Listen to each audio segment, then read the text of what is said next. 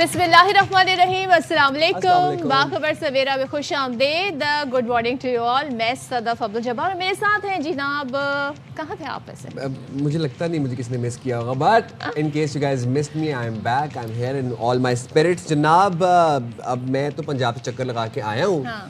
अवाम बड़ी बरहम है, क्योंकि वो कहते हैं कि जनाब इतने महंगे चलान्स हो गए, और हम भी जब बाहर निकलते हैं तो चलान्स के डर से बड़ा सोच समझ के निकल रहे हैं, डरे डरे सहमे सहमे फूंक के कदम रख रहे हैं। यानी अब कराची से भी फूंक के कदम रखते हुए वहाँ चले गए। यस, तो अब पूरे पंजाब में जो है वो लोग सरापा एहतजाज हैं। वो ये कह रहे हैं कि ई चलान्स की जो रकम है सदफ वो बहुत ज़्यादा है। हाँ, अच्छा जी, आपने रावलपिंडी का जब जिक्र किया है तो ट्रैफिक पुलिस के जो भारी जुर्माने हैं और जो ड्राइवर्स हैं उनकी गिरफ्तारी के खिलाफ जो पब्लिक ट्रांसपोर्टर्स यूनियंस हैं उन्होंने मुकम्मल हड़ताल की हुई। अब इस हड़ताल का हो क्या रहा है? देखिए, इस हड़ताल के चक्कर में जो शहरी है ना वो काफ़ी ज़्यादा परेशानी का शिकार है। अब ज़ाहिर है जब पब्लिक ट्रांसपोर्ट नहीं होगी और जब लोगों को आइडिया नहीं होगा कि भाई सुबह क्या होना है क्या नहीं होना, तो बड़ा मुश्किल हो जाता है लोगों के लिए।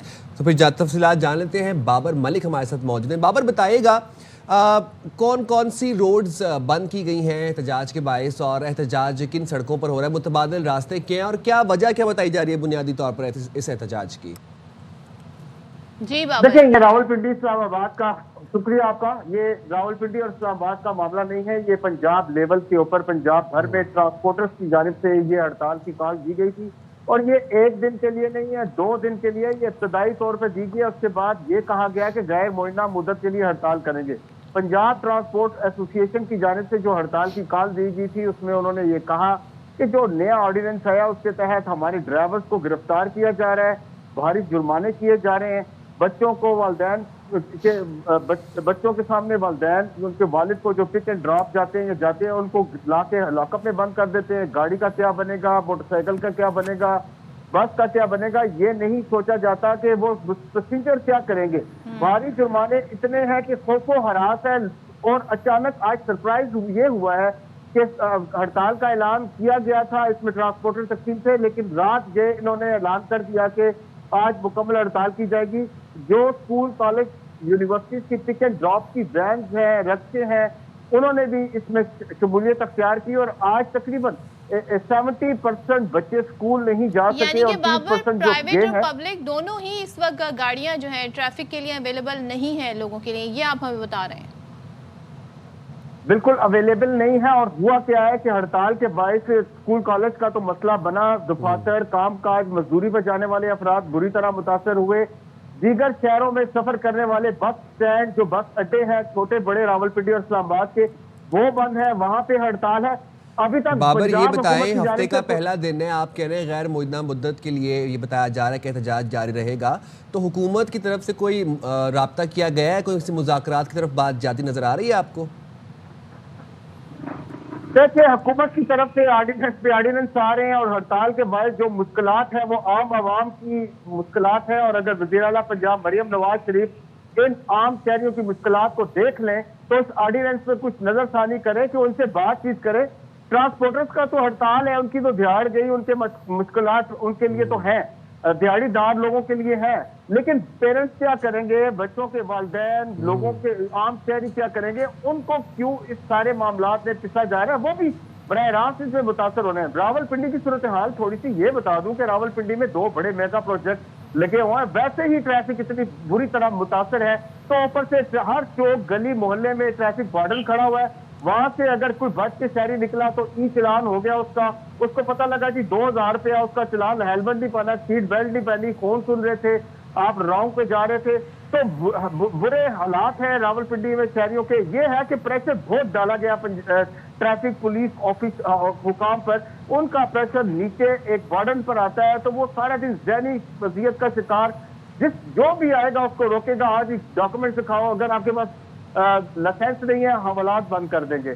मतलब ये हाल है कि रावलपिंडी की, इस्लामाबाद की हवालात भरी हुई है। खुशी तौर पर पिंडी का जिक्र करें या पंजाब रावलपिंडी रीजन का जिक्र करें, जेलम का जिक्र करें, चकवाल का, अटक का जिक्र करें, तो ड्राइवर की गिरफ्तारी हो रही है, भारी जुर्माने हो रहे हैं। और इससे सारी चीजों से तंग आकर उन्होंने कर दिया हड़ताल, और हड़ताल कल तक के लिए है। अगर हुकूमत ने कोई बातचीत तक की तो ये गैर मुअय्यना मुद्दत तक हो जाएगी। ठीक है, बहुत शुक्रिया बाबर। आई होप कि इस पर जो वहाँ इंतज़ामिया है वो एक्शन में आए और देखे जी हुकूमत के کیا سلسلہ ہے؟ اس ہڑتال پہ بات ہونی چاہیے کیونکہ لوگ کافی زیادہ اس سے متاثر ہو رہے ہیں. اچھا جب ہم چالان کی بات ہی کر رہے ہیں تو بہت ساری ایسی خلاف ورزیاں ہوتی ہیں جو دیکھ کے ہم بھی حیران ہو جاتے ہیں. اب کراچی کا علاقہ ہے ڈیفینس, وہاں پر آپ لوگ حیران ہو جائیں گے, یہ کوئی 16 سال کا نہیں, 15 سال کا نہیں, 11 یا 12 سال سے بھی کم عمر کا بچہ ہے, یہ بس چلا رہا ہے, گاڑی بھی نہیں چلا رہا, بس چلا رہا ہے. اور آپ اندازہ لگا سکتے ہیں بس بھی وہ جو ایک کراچی کی جو پرانی جو کمرشل بس ہے نا, جو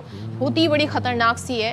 اچھا جی, اب یہ خبر جب چینل پہ ہمارے چلی تو اس کے بعد پھر سب حرکت میں آ گئے تھے. جب تک خبر آتی نہیں ہے یہ, اب دیکھیں یہ کیوں نہیں مانیٹر ہو رہا, سوال یہ ہے کہ اس کو کیوں نہیں آبزرو کیا جا رہا. بس کو جی 50,000 روپے کا ای چالان بھیج دیا جو کہ صدف اب تک بس مالک کو جو کراچی کا دوسرا بڑا چلان جاری کیا ہے گیا ہے. یہ 50,000 کا جو جرمانہ ہے کراچی کا دوسرا بڑا چلان کا جو جرمانہ ہے. اور ٹریفک پولیس نے تصاویر کی مدد سے بس کا نمبر نکال کر پھر یہ جرمانہ کیا. کراچی میں اس سے قبل ڈمپر مالک کو 1 لاکھ روپے کا بڑا جرمانہ بھی کیا گیا تھا. تو جہاں پر ہم بھاری چلان کے حوالے سے بات کر رہے ہیں, احتجاج ہو رہے ہیں, وہاں پر اس طرح کے جو واقعات ہیں, اس طرح کے جب کیسز رپورٹ ہوتے ہیں تو پھر سمجھ میں آتی ہے کہ why does it make sense. It make sense کیونکہ جب 12 سال کا بچہ اتنی بڑی یہ بس لاری ٹائپ چیز چلا رہا ہے تو پھر اس کو نوٹس لیا جائے گا اور اس کے اوپر پھر بھاری سے بھاری جرمانہ ہونا چاہیے. پھر اچھا تو یہ جو کیمراز ہیں انہوں نے ڈیٹیکٹ کیا ایسے؟ یس, یہ جو پکچرز تھیں تو کیمراز نے ڈیٹیکٹ کیا, اس کے بعد پھر جو لوگوں نے پکچرز لیں, پکچرز کے بعد پھر اس کا جو نمبر پلیٹ تھا وہ آئیڈینٹیفائی کیا گیا, پھر بھاری جرمانہ ہوا. بھائی اب آپ ہی دیکھیں جو آئی ڈونٹ نو اس میں سفر کرا رہے ہیں وہ بھی خطرے میں, بچہ بھی خطرے میں. جو دیکھیں جرم ہے, بچہ چاہے بس چلائے, چاہے کم عمر بچہ لینڈ کروزر چلائے, چاہے کم عمر بچہ موٹر سائیکل چلائے, جرم کی نوعیت وہی ہے اور جرم وہی ہے اور اس کے اوپر پھر بھاری جرمانے بھی ہونے چاہیے. بالکل ایسے ہی ہونا چاہیے. بالکل. اچھا جی, کل ہم نے دیکھا سوشل میڈیا پر مشہور و معروف جو یوٹیوبر ہیں سعد الرحمان عرف ڈکی بھائی, ان کی ویڈیو, ان کا کافی دنوں سے کیس بھی چل رہا تھا جس کے بارے میں اپڈیٹ بھی آ رہی تھی. انہوں نے جو ان کے اوپر انویسٹیگیشن کے دوران جس طریقے سے ان سے انویسٹیگیشن کی گئی ہے اس سلوک کے بارے میں بتایا. اور ظاہر ہے اگر کوئی قانون کے حوالے سے بات کرے تو سمجھ نہیں آتا کہ قانون کی کس کتاب میں یہ طریقہ کار درج ہے جو ڈکی بھائی ہمیں بتا رہے ہیں. اب ان کی 3 مہینے بعد ضمانت تو ہو گئی ہے اور ان پر جو کیس تھا, ظاہر کیس ان پر یہ تھا جی جو بیٹنگ آئی تھنک جو ایپ ہوتی ہیں اس کے ذریعے انہوں نے منی لانڈرنگ کی. مگر جو کیس میں جو ڈیٹیل وہ ہمیں بتا رہے ہیں وہ انویسٹیگیشن میں ہمیں کہیں بھی نظر نہیں آ رہی. لیکن وہ بتا کیا رہے ہیں, ان کے ساتھ ہوا کیا, کس طرح کا سلوک کیا گیا, انہی کی زبانی سنتے ہیں.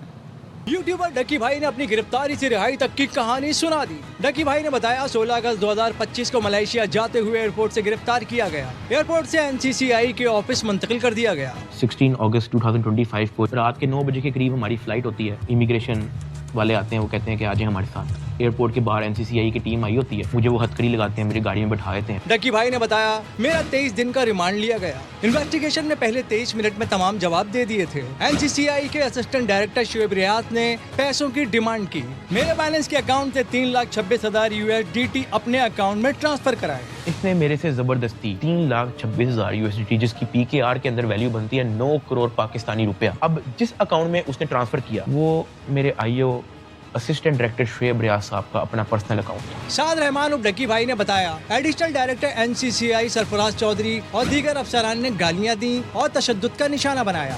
ماں بہن کی گالیاں وہ دیتا رہتا ہے. اس نے میرے منہ پہ بہت زور کا تھپڑ لگایا. میں بالکل چپ ہو کے ایسے منہ نیچے کر کے کھڑا ہو گیا. وہ ماری گیا جب تک اس کا دل نہیں بھرا. ڈکی بھائی نے بتایا رہائی کے لیے 8 کروڑ روپے کی ڈیمانڈ کی گئی. کہتا کہ تیرا جو مسئلہ ہے نا وہ 7-8 کے اندر حل ہو جائے گا. پہلے مجھے لگا کہ کوئی 7-8 لاکھ کی بات کر رہا ہے کہ کوئی 7-8 لاکھ کے اندر میرا مسئلہ حل ہو جائے گا. میں نے کہا 7-8 لاکھ؟ کہتا نہیں تو لاکھوں میں ہی رہی. میں نے کہا 7-8 کروڑ. کہتا تو اور. میری بیوی عروپ پر بھی FIR درج کرنے کی دھمکی دی گئی اور کہا کہ اگر چاہتے ہو FIR نہ کی جائے تو 1 کروڑ روپے دو. میری فیملی نے کسی سے ادھار لے کر 60 لاکھ روپے NCCI کے افسران کو دیے. ادھار لینا پڑا کہ پلیز ہماری ہیلپ کر دیں, ہمارا یہ مسئلہ ہے, ہمیں 60 لاکھ روپیہ ادھار چاہیے. انہوں نے 60 لاکھ روپیہ ہمیں کیش ارینج کر کے دیا. وہ کیش ہم نے ان لوگوں کو پہنچایا. میرا ریمانڈ مکمل ہونے کے بعد جوڈیشل کرنے کے لیے بھی میری فیملی سے 30 لاکھ روپے لیے گئے. 23 دن ریمانڈ کے بعد بھی انہوں نے 30 لاکھ روپیہ میری فیملی سے मुझे जुडिशियल करने का लिया। मतलब एनसीसीए ऑफिसर्स ने मुझे जेल भेजने के भी मेरी फैमिली से पैसे लिए। यूट्यूबर डकी भाई ने बताया मेरे खिलाफ मजीद 4 पर्चे तैयार करने की धमकी दी और 1.5 करोड़ की डिमांड की गई। मेरे दादा, वालिदैन और अहल खाना के हर फर्द के बैंक अकाउंट बंद करा दिए गए। मेरे घर वालों ने लोगों से कर्जे लेकर रिश्वत के पैसे जमा किए। अच्छा, ये जो पैसे लिए गए, ये खबर आ गई थी, बाहर निकल आई थी ये, उसके बाद हमने देखा जो तफ्तीश कर रहे हैं सरफराज चौधरी और उनके साथ जो दीगर लोग थे, फिर उन्हें मुअत्तल भी कर दिया गया। अब सवाल ये है कि ये जो तरीक़ाकार अपनाया गया और जो पैसे लिए, पहले तो वो मॉरल पुलिसिंग भी बता रहे हैं कि की जा रही थी और कि तुम लोग यूट्यूबर जो है तुम लोग करते क्या हो, तुम यंग नस्ल को जो है बिगाड़ रहे हो, तुम बच्चों को बिगाड़ रहे हो। लेकिन जो लोग मॉरल पुलिसिंग कर रहे हैं, पहली बात तो ये कि उनके पास क्या राइट है, दूसरी बात ये कि मॉरल पुलिसिंग करने वाले ही रिश्वत मांग रहे हैं केस खत्म करने के लिए, और ये नहीं, घर वालों तक के बैंक अकाउंट जो हैं वो भी फ्रीज किए गए। और सदफ आप ये देखें कि एक होता है लॉफुल तरीका, जुडिशियल तरीका, एक होता है एक्स्ट्रा जुडिशियल तरीका जिसमें अब डकी भाई के बकौल रिमांड में रख के मारा जाता है, उसके बाद फिर थ्रेट किया जाता है, उसके बाद फिर पैसे लिए गए उनसे। आप मुझे एक बात बताएं कि आप अपनी डिजिटल इकोनॉमी पे इतना काम कर रहे हैं, हमारे मुल्क का जो एक इमेज, जो पिक्चर है, if we talk about influencers and big YouTubers, डकी है आपके, अगर ये जो वीडियो 15 मिनट का ब्लॉग है ये किसी और मुल्क में कोई देखेगा, वो क्या आपके मुल्क के बारे में सोचेगा कि ये हाल करते हैं आप अपने इन्फ्लुएंसर्स का, ये हाल करते हैं आप अपने ब्लॉगर्स का। I have never seen any of his video, I don't follow him, but ये एक्स्ट्रा जुडिशियल था। What ever he said after 100 days he broke his silence, और वो जो उन्होंने बातें बताई, मतलब बड़ी अजियतनाक सिचुएशन थी। हम इस हवाले से बात करेंगे कि कानून कहता क्या है, और जब तरीक़ाकार ये अपनाए जाते हैं तो ज़ाहिर है जब कानून अपनी जगह मौजूद है तो इन तरीक़ाकार की, जो एक्स्ट्रा जुडिशल तरीक़ाकार हैं, उसकी क्या गुंजाइश है। बात कर रहे थे, हमारे साथ मौजूद हैं अम्मार जाफरी साहब। Thank you so much Ammar हमें ज्वाइन करने के लिए। ज़ाहिर है आप एक्सपर्ट हैं इस हवाले से, मुझे तरीक़ाकार बताएँ कि जब किसी के ख़िलाफ़ पर्चा होता है, जब हम साइबर क्राइम एक्ट और इन सारी चीज़ों के हवाले से बात करते हैं, तो तफ्तीश का तरीक़ाकार क्या होता है। जो इस वीडियो में डकी भाई पे बीत रही है, क्या ये तरीक़ाकार अपनाया जाता है?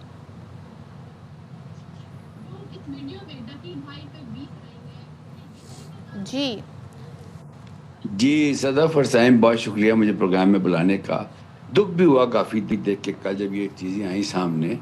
देखिए, अच्छा, इसमें गुजारिश ये है कि ये इदारा है NCCIA, इसका पहले नाम था NR3C, national response centre for cyber crime, जिसकी इब्तिदा मैंने ख़ुद की थी 2002 के अंदर, यानी आज से कोई समझ लें 23 साल पहले। लेकिन तरीक़ाकार पहले भी एक्सप्लेन कर देता हूँ। और पहले ज़माने में इस तरह नहीं था, जितना अर्सा हमने नौकरी की वहाँ पे। देखिए, तरीक़ाकार क्या होता है, जब आप पे कोई शिकायत आती है तो मुद्दई शिकायत करता है कि ये मेरे पैसे लुट गए, ये हुआ, तो एक बाकायदा इस पर एक इनिशियल इंक्वायरी होती है, और वो इंक्वायरी रजिस्टर्ड होती है FIA के अंदर। पहले वो FIA में होती थी, अब वो NCCIA में होती है। बात एक ही है, कानून वही है। तो उसके बाद एक इंक्वायरी ऑफिसर नॉमिनेट होता है कि इस चीज़ को ये इंक्वायरी ऑफिसर जो है वो इन्वेस्टिगेट करेगा। उसके पास पूरा इख्तियार होता है, वो फिर रेड्स करता है, यूनिफॉर्म के लोग जाते हैं, लेकिन वो सारा जो ज़ाब्ती कार्रवाई वो इंक्वायरी अफसर पूरा कर रहा होता है। जब वो रेड वगैरह करके लोगों को कस्टडी में ले आते हैं तो बाकायदा उनका एक रिमांड कोर्ट इशू करती है कि ये लोग 2 दिन 3 दिन आपके पास रहेंगे, कस्टडी में रहेंगे आपके। उस रिमांड पीरियड में उनके ऊपर हाथ उठाना अलाउड नहीं है। पहली बात तो ये है, क्योंकि उनका एक मेडिकल होता है, रिमांड से पहले भी होता है, रिमांड के बाद भी होता है। अगर उनको कोई तकलीफ़ पहुँचे तो वो फिर उनके इंक्वायरी ऑफिसर के ख़िलाफ़ भी कार्रवाई हो सकती है। पहली बात तो ये है। दूसरी बात ये है कि इंक्वायरी के दौरान ही चीज़ें सामने आती हैं, क्योंकि ज़ाहिर है हमारे मुल्क में लोग इस तरह तो बताते नहीं हैं, लेकिन उसका तरीका यही है कि आप क्रॉस वेरिफिकेशन करें, वो जिसका नाम ले उसको बुलाएं, उससे इन्वेस्टिगेशन करें। और ये पूरी दुनिया में तरीक़ाकार बुनियादी तौर पर डिसेंटली यही है। अब हमारे यहाँ जो कुछ भी हो रहा है वो अब आपके सामने है, मारपीट है, पैसे का है, ये वो। मैं ये समझता हूँ इस केस के अंदर ये जितने भी लोगों के नाम ले रहे हैं डकी भाई, उनको बुलाया जाए, एक हाई लेवल इन्वेस्टिगेशन की जाए। और आप समझते हैं कि इन लोगों ने पैसे लिए हैं, देखें ना, जो साहब अपने ज़ाती अकाउंट में ट्रांसफ़र करवा रहे हैं पैसे, उनकी तो हिब्बत की दाद देनी चाहिए, ठीक है जी, कि भाई वो ज़ाती अकाउंट में ले रहे हैं, तो इस पर इन्वेस्टिगेशन होनी चाहिए। मैं इस तरह का एक वाक़या और बताया तो आपका अपने ज़माने का। देखिए, ये कोई नई चीज़ें नहीं है। एक बड़ा मशहूर वाक़या था कलानिया कालिया का, تو وہ اس زمانے میں اس کو ہیڈ کر رہا تھا FIA کو، اس پرٹیکولر شعبے کو NR3C کو. تو باقاعدہ بہت لوگ پکڑے گئے. انہوں نے بھی کروڑوں کی آفر کی تھی. لیکن میں بڑے اعتماد سے اپنی قوم کو بتاتا ہوں، credit goes to my officers at that time, credit goes to my seniors at that time, جنہوں نے اس آفر کو ٹھکرایا اور بالکل پراپر انویسٹیگیٹ کر کے ان کو اریسٹ بھی کیا. سر عمار صاحب نہیں، کئی واقعات ہیں. آپ صحیح کہہ رہے ہیں، کئی واقعات ہیں، بٹ یہ بتائے گا بھی، آپ نے کہا کہ انویسٹیگیٹر کے پاس مکمل اختیار ہوتا ہے، وہ ریڈز بھی کر سکتے ہیں لافل طریقے سے، اس کے بعد پھر انویسٹیگیشن بھی کر سکتے ہیں، فونز کے فورینسک بھی کروا سکتے ہیں، تفتیش ہوتی ہے پراپر طریقے سے. بٹ کیا اس انویسٹیگیٹر کی اسکروٹنی کے لیے کوئی اپر باڈی بھی ہے؟ کیا اس انویسٹیگیٹر کے چیک اینڈ بیلنس کے لیے بھی کوئی ہوتا ہے؟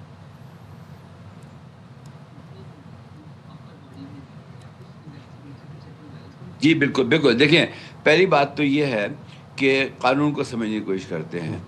ہمیشہ جو سائبر نئی چیز آئی تھی، بالکل اس کا قانون بھی نہیں آیا تھا. اس میں یہ کہا گیا تھا قانون کے اندر کہ اگر جو ملزم ہے، جب آپ اس کو انویسٹیگیٹ کر رہے ہیں، اس نے کوئی ایسا کام کیا ہے کہ جو اس سائبر لا جسے پیکا ہے آج کے، اس میں نہیں آتا، تو آپ انیکس کر سکتے ہیں PPC کے کسی بھی قانون کو. یہ FIA والے میں تو بڑا کلیئر تھا جس زمانے میں کام کرتا تھا. تو ہم قانون کے تحت اس کو، اس لا کے تحت اس کی دوبارہ لے لیتے ہیں کہ جی اس نے یہ بھی کیا ہے تو پلیز ہمیں یہ مزید ٹائم دیا جائے. اس کے وہ ایکسٹینڈ ہوتی رہتی ہے.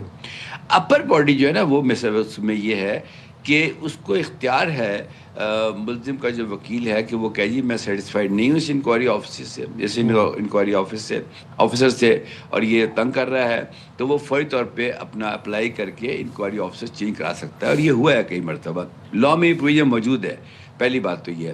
اگر جو ایگزیکیوشن اتھارٹی ہے، جو اس کیس میں CCI ہے، یہ اس والے کیس میں وہ نہیں ہوتی، تو وہ جا سکتا ہے کورٹ کے اندر کہ جی ہم مطمئن نہیں ہیں، یہ مار پیٹ زیادہ کر رہے ہیں، یہ پیسے زیادہ مانگ رہے ہیں. یہ ہوتا ہے، یہ نارمل پروسیجر ہے.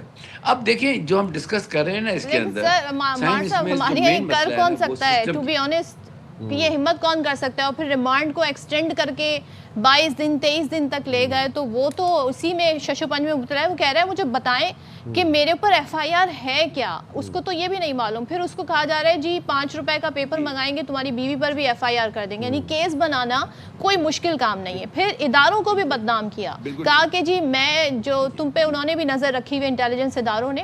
مطلب یہاں پہ مس یوز آف اتھارٹی کا یہ پورا معاملہ ہے، پھر رشوت کا یہ معاملہ ہے. اور سارا واقعہ لگ رہا ہے کہ کیس پر نہیں بلکہ پیسے اصل میں نکلوانے. اب پورا جو یہ ادارہ ہے NCCI کا، اب ظاہر ہے ان کی کریڈیبلٹی کا بھی سوال ہے.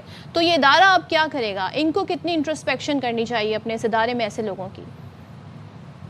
دیکھیے، میں آپ کو مطلب میں چاہوں گا کہ اس کو ہم اس طرح ڈسکس کریں کہ اس کا تو کچھ ادارے کوئی آپ بلائیں پبلک نمائندے کو، وہی جواب دے اس کا. میں صرف یہ کہہ سکتا ہوں کہ اگر میں اس کو ہیڈ کر رہا ہوتا ہے ادارے کو اس وقت، تو میں ایک پریس کانفرنس کرتا، اوپن بلاتا میڈیا کو. میں ایک چھوٹا سا واقعہ سناتا ہوں کیونکہ آپ لوگوں کو سچائی بتانے کی ضرورت ہے. اس زمانے میں تھوڑے سے الزام ہمارے پہ بھی لگے کہ یہ فیئر نہیں کر رہے، یہ کر رہے. تو اس وقت کے DG، میں نام لوں گا ان کا، طارق خوسا صاحب، ان کو میں نے ریکویسٹ کی، میں کہ sir let's have a press conference. تو انہوں نے کہا یار وہ میڈیا الٹے سے سوال کرتا ہے. میں کہا نہیں سر، ویل فیس اٹ. باقاعدہ میریٹ اسلام آباد کے اندر ہم نے پریس کانفرنس بلائی، ہر ایک کو ہم نے بلایا. اس کے اندر اوپنلی ہم نے کہا سوال کریں، کیا شکایت ہے آپ کو ہمارے سے. کچھ لوگوں نے ظاہر ہے جنرل شکایت بھی کی کہ یہ آپ کو جب سے بیٹھا اس نے یہ کیا. اور میں یقین کریں کہ جو اس وقت کے DG تھے انہوں نے اسی وقت اس کے اوپر ایکشن لیا. کہنے کا مطلب یہ ہے اس وقت ہماری جو سینئر مینجمنٹ ہے ان کو آگے آنا چاہیے، پبلکلی فیس کرنا چاہیے، میڈیا پہ آنا چاہیے. دیکھیں میں ایک ریٹائرڈ افسر ہوں، میں بڑی کلیئر بات کرتا ہوں. میں تو 20 گھنٹے اپنے ان چیزوں کو ٹھیک کرنے کی کوشش کر رہا ہوں، فرینکلی اسپیکنگ. لیکن میں یہ چاہوں گا کہ جو یہ ادارہ ہے، اس کے جو سینئر افسران ہیں جو اس وقت نئے آ گئے ہیں وہاں پہ، اب وہ آئیں، پریس میڈیا سے بات کریں. اچھا، اس میں آپ کو بتاؤں کہ اچھی بات یہ ہے کہ حکومت پاکستان نے ایک پیسہ سرٹ اناؤنس کر دیا جس کو میں ایڈ کر رہا ہوں اس وقت پاکستان میں. یہ کمیونٹی سرٹ ہے. تو میں چاہوں گا کہ اس چیز کو بھی میں آپ سب لوگوں کے ساتھ مل کے اس کو پروموٹ کروں کہ اب اگر آپ کو کوئی شکایت ہے کسی گورنمنٹ کے ادارے سے کچھ، تو آپ پیسہ سرٹ کو کانٹیکٹ کر سکتے ہیں. اس کے لیے اس وقت ہم ارینجمنٹس کر رہے ہیں کہ لوگ کہاں کی شکایت کریں گے. جو پرابلم ہوتی ہے، جو جس کو شکایت ہوتی ہے کہ کسی بچی کا اکاؤنٹ ہیک ہو گیا ہے، واٹس ایپ ہیک ہو گیا ہے، کسی کے پیسے ٹرانسفر ہو گئے، اتنی کمپلینٹس ہیں. عمار صاحب اب یہ بتائے گا کہ ویسے ڈکی بھائی کے پاس اب کیا آپشنز ہیں، کیا راستہ ہے، کیونکہ بات یہاں پر کروڑوں کی ہے. 3,26,000 USDT ان کے بائنینس اکاؤنٹ سے ایک نکالے گئے جو کہ افسر کے ان کے مطابق ذاتی اکاؤنٹ میں ٹرانسفر ہو گئے. پھر 60 لاکھ کی دعویٰ بھی وہ کر رہے ہیں کہ وہ رشوت کے طور پر دیے گھر والوں نے. اب رستہ کیا ہے ان کے پاس, کیا آپشن اختیار کرنی چاہیے؟ یہ رستہ عدالت ہی ہے میں سمجھتا ہوں, اور میں آپ کے پروگرام کے ذریعے ریکویسٹ کروں گا عدالتوں سے کہ پلیز یہ سیاسی مقدمات بھی کرتے رہیں, لیکن یہ اس طرح کے مقدمات میں جس میں ایک عام آدمی افیکٹ ہو رہا ہے. لیکن یہ ایک کیس اسٹڈی ہے نا, یہ کہ اس طرح کا اریسٹ ہوا, اس سے آئی او نے پیسے مانگے, تشدد کیا, بدتمیزی کی, اس کی میں کہتا ہوں جی ود ان 1 ویک انکوائری کر کے, اور ظاہر فیئر طریقے سے ہو, ان کو بھی موقع دیا جائے. مے بی یہ شخص جھوٹ بول رہا ہو فرینکلی اسپیکنگ, وہ تو ایک ویڈیو بیان ہے نا اس کا, جو کچھ بھی ہو سکتا ہے. پہلے چیک کریں ڈیپ فیک تو نہیں ہے کہیں کہ وہ بندہ ہی نہیں ہے, ایک اور بندہ بات کر رہا ہے اس کے اوپر. تو it has to be seen from different angles. لیکن انصاف, دیکھیں اصل چیز کیا ہے, انصاف کے تقاضے پورے ہونے چاہیے, اور وہ انصاف بلائنڈ ہوتا ہے, وہ یہ نہیں دیکھتا ہے کون شخص کیا بات کر رہے گا. تو میں تو یہی کہوں گا اس کے اوپر آج ہی کو ہائی لیول انکوائری کمیٹی بنے, منسٹری بنائے, ادارے بنائیں, اور اس کو جوڈیشلی اس کو پروسیس کریں, اور جو لفظ قرار واقعی سزا ملنی چاہیے اس کو کام کرنے کے لیے, منطقی انجام تک اس ساری سچویشن کو پہنچنا چاہیے. تھینک یو سو مچ جعفری صاحب, بہت شکریہ. اور دیکھیں جب قانون موجود ہے تو قانون اپنا راستہ خود لے گا. کسی نے اگر غلط کیا ہے, اس پر جینوئن کیس ہے, تو اسے قانون کے مطابق چلنے دیں, لیکن قانون سے بالا اگر معاملات لے کے جائیں گے اور اگر رشوت کے وصول ہوگا تو پھر تو سوال اٹھیں گے ساری انویسٹیگیشن میں. اور آپ جب کسی کو پکڑتے ہیں, کسی کو انویسٹیگیٹ کرنے کے لیے بلاتے ہیں, اٹھاتے ہیں, تو قانون کے تحت ہی کرتے ہیں نا, قانون کے مطابق. تو پھر آپ بھی قانون کے ہی اس پراکسیمیٹی میں آتے ہیں, اور آپ بھی یہ بات جانیں کہ آپ کے اوپر بھی لوگ موجود ہوں گے, یا ایسا ہوگا کہ آپ کی اسکروٹنی بھی ہوگی قانون کے مطابق. تو یہاں پہ لیں گے چھوٹی سی بریک, بالکل بریک کے بعد واپس آتے ہیں.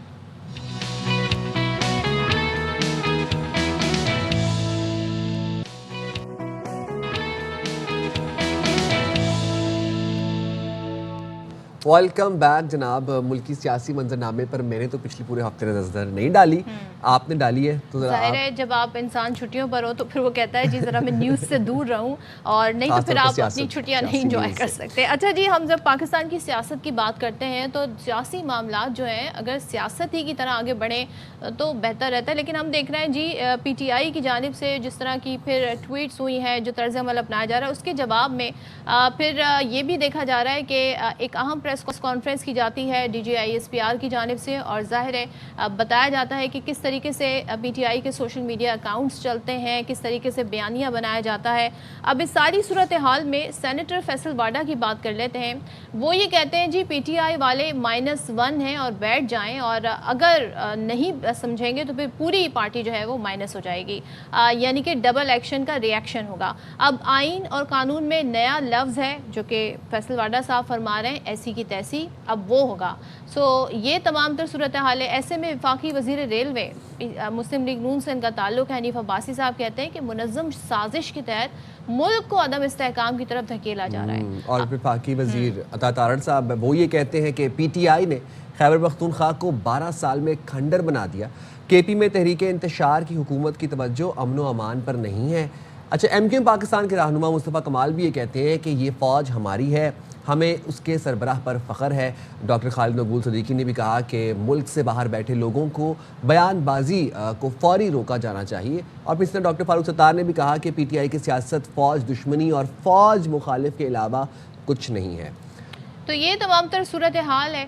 اور ظاہر ہے جب D G I S P R press conference کر رہے تھے تو انہوں نے جس طرح سے پوری ایک دکھایا تھا پریزنٹیشن میں کہ کس طریقے سے اکاؤنٹ آپریٹ ہو رہے ہیں, پھر انڈیا اور افغانستان یہ بیانیہ لے کے آگے بڑھتا ہے, تو یہ نیشنل سیکیورٹی کا معاملہ ہے اور نیشنل تھریٹ کا بن گئے ہیں, وہ قومی تھریٹ بن گئے ہیں. اچھا جناب, اب اس پر جی سوال اٹھے, وہاں پر صحافی موجود تھے, انہوں نے کیا کہا کہ اب کیا ہوگا, کیا پابندی لگے گی پاکستان تحریک انصاف پہ, تو جس میں انہوں نے کہا کہ جی یہ حکومت وقت کا کام ہے, یہ حکومت یہ معاملات دیکھے گی.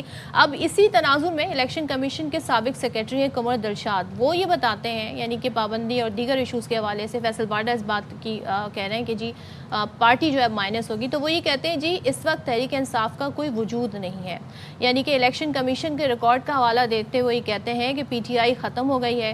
یہ بات وہ کر رہے تھے پروگرام سوال یہ ہے میں. اچھا, تو وہ آگے پروگرام میں بات کرتے ہوئے فرماتے ہیں کہ P T I security risk ہے تو وہ وفاقی حکومت اس پر پابندی لگا سکتی ہے، یعنی کہ آئین جس طریقے سے اس میں آپریٹ ہوتا ہے، کیا کہتا ہے آئین، وہ اس کا حوالہ دے رہے تھے. لیکن وہ یہ کہتے ہیں جناب الیکشن کمیشن کے ریکارڈ ظاہر ہے جو فیصلہ آیا تھا الیکشن کے دنوں میں پاکستان تحریک انصاف سے متعلق، اس کا حوالہ دیتے ہوئے کہہ رہے تھے کہ ریکارڈ پہ ای سی پی کے ان کا کوئی وجود نہیں ہے.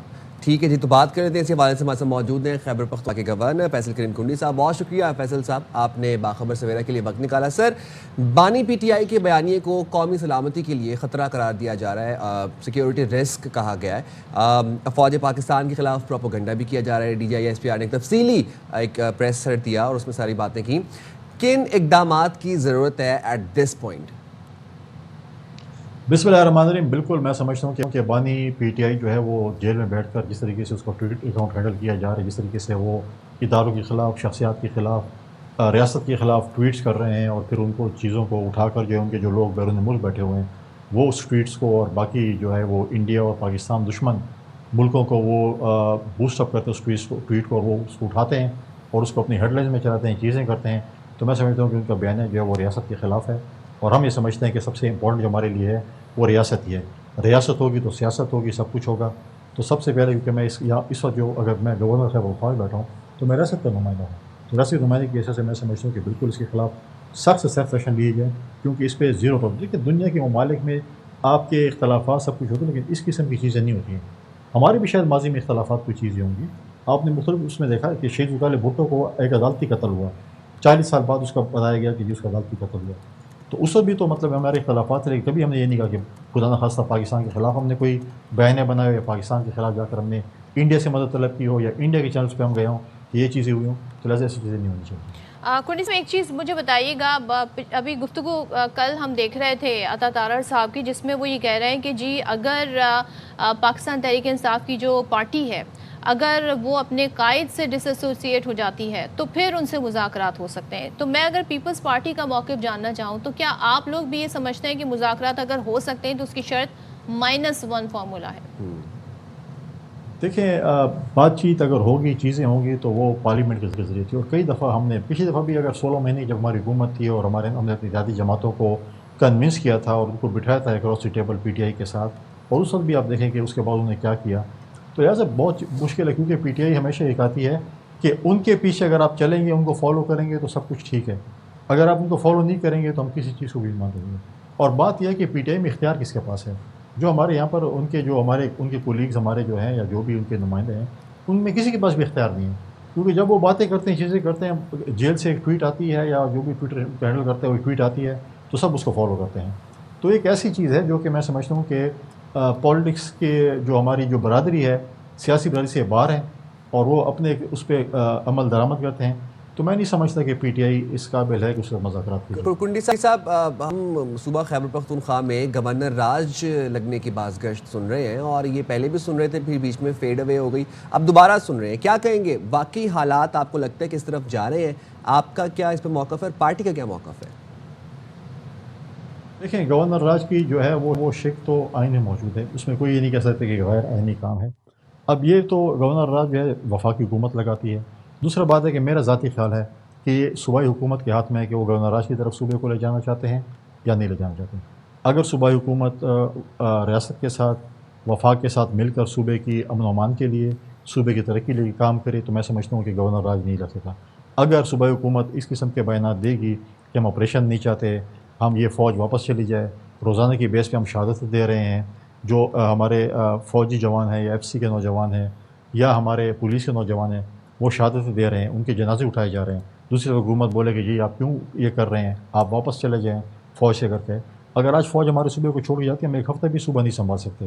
ہماری بڑی بہادر پولیس ہے لیکن ان کے پاس وہ چیزیں نہیں ہیں، وہ آلات نہیں ہیں جس کا وہ مقابلہ اپنے دشمنوں سے کر سکیں.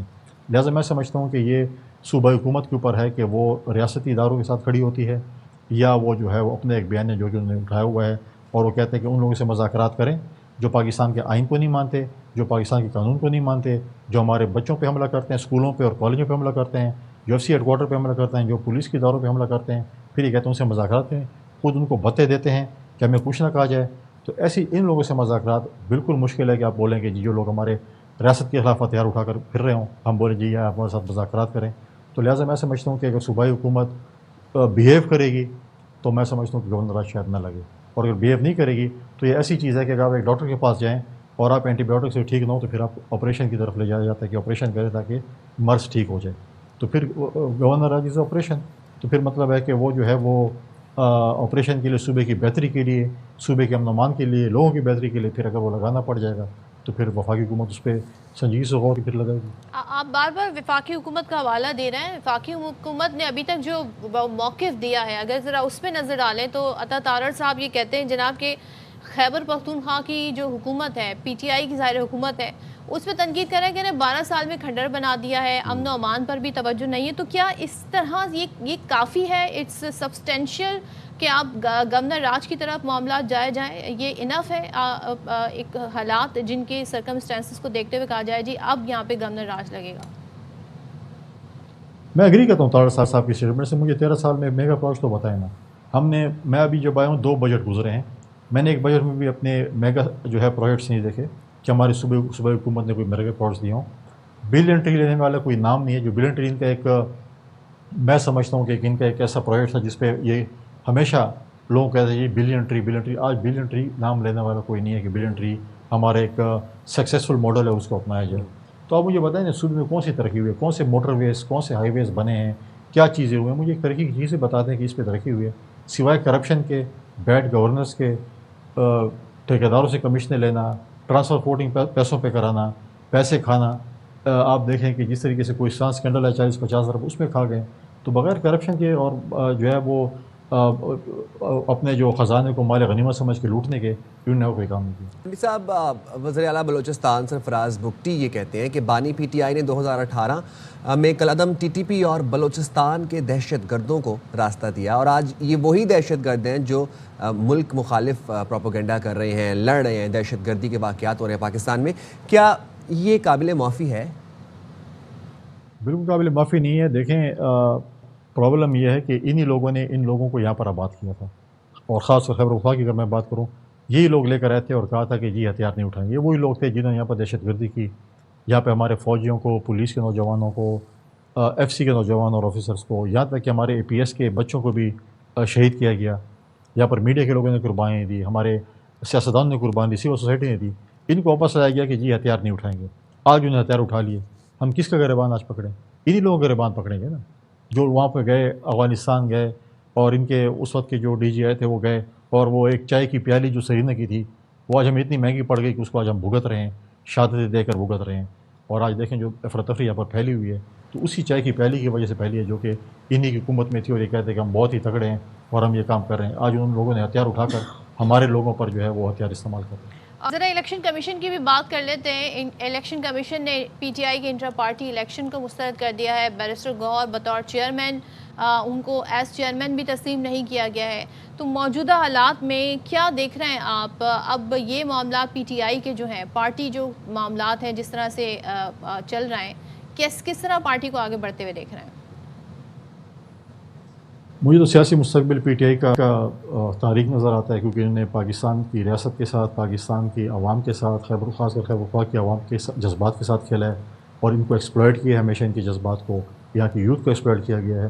آج آپ مجھے بتائیں کہ جب ہمارے پاس آلریڈی کھیلوں کے میدان کم پڑ گئے ہیں، 2 دن ہمارے جو ویکینڈ ہے وہ ہمارے پشاور کے بچے اور بچیاں کھیل نہیں سکے، کیونکہ انہوں نے وہاں پر جلسہ کرنا تھا اور وہ گراؤنڈ استعمال کرنا تھا، اور آپ مجھے بتائیں کتنے گراؤنڈز ہمارے کھیلوں کے میدان کے بنے چیزیں ہوئی۔ تو لہٰذا میں سمجھتا ہوں کہ ان کا جو ہے، اور جو الیکشن کمیشن نے ایک فیصلہ کیا ہے، ان کا ایک فیصلہ تھا، شاید انہوں نے دیکھا ہوگا چیزوں کو اور اس پہ فیصلہ کیا ہوگا۔ اگر کوئی اور فورم ہے، چاہے وہ عدالتیں جو بھی ہیں، پی ٹی آئی سے بھی رابطہ کر سکتی ہے، اور الیکشن کمیشن بھی اپنے ثبوت پیش کرے گی کہ کیوں انہوں نے ان کے الیکشن کو کالعدم قرار دیا ہے۔ تو یہ تو عدالتوں کی لڑائی ہے، عدالتوں میں لڑیں گے، چیزیں کریں گے، اور یہ انہی کا فیصلہ ہے، وہ جو فیصلہ کریں گے وہی مانا جائے گا۔ تو اب دیکھتے ہیں کہ اس پہ کیا فیصلہ آتا ہے۔ سر لاسٹلی یہ بتائے گا، ہم نے دیکھا کل پرسوں وفاقی وزیر عبدالعلیم خان آئی پی پی کے سینئر رہنما ہیں، انہوں نے کہا ہے کہ 4 صوبوں میں نئے صوبے ہونے چاہیے، اس حوالے سے انہوں نے تقریر میں خطاب کیا۔ اب اس پر آپ کا کیا موقف ہے؟ انہوں نے کہا کہ وزیر اعلیٰ سندھ سے بھی بات کریں گے، تو پارٹی کا کیا موقف ہے اس پہ؟ دیکھیں صوبوں کے معاملات پہ بہت سی باز گشت سنائی دے رہی ہے کہ 28 درجے میں شاید نئے صوبے بن رہے ہیں، چیزیں ہو رہی ہیں۔ ہمیں اس کے اوپر ابھی تک کوئی ایسی بات ہمیں نہیں پتہ چلا۔ کچھ لوگ کہہ رہے ہیں کہ صوبے بننے چاہیے، کچھ کہتے ہیں نہیں بننے چاہیے۔ تو پاکستان پیپلز پارٹی کا موقع بالکل ہوگا جب ہماری CC کی میٹنگ ہوگی، وہاں پر ڈسکشن ہوگی. ہمیں پہلے بتایا جائے صوبے کتنے بنائے جا رہے ہیں، کیسے کیسے بنائے جائے، کیا ترتیب ہے، کتنے صوبے. اب کوئی کہہ رہا ہے کہ جی نہیں 3-4 صوبے شاید بنے، 2 صوبے زیادہ بنے، کوئی کہتا ہے کہ نہیں 8 صوبے بننے جا رہے ہیں، کوئی کہتا ہے 12 صوبے بننے جا رہے ہیں. تو پہلے تو ہمیں یہ پتہ چل جائے کہ صوبے کتنے بننے ہیں، کس صوبے میں کتنے صوبے باقی اور زیادہ بنانے ہیں. تو لہٰذا اس کے بعد ہی پارٹی کے اندر ہی ڈسکشن ہو سکتی ہے. اس پہ میں کم از کم یہ ڈسکشن نہیں کر سکتا ہوں کہ میں کہوں کہ جی بھائی آپ 8 صوبے بنائیں یا 12 صوبے بنائیں، یا پنجاب میں بنائیں یا سندھ میں بنائیں یا KP میں بنائیں یا بلوچستان میں بنائیں. تو جب ہوگا پراپر ڈسکشن تو اس کے اوپر پھر بات چیت ہوگی. ٹھیک ہے، بہت شکریہ. فیصل کریم کنڈی صاحب ہمارے ساتھ تھے، گفتگو کر رہے تھے. اب یہاں پر بریک لینا ہے. بالکل جی، بریک کے بعد حاضر ہوں گے. اسٹے رائٹ دیئر ود اس.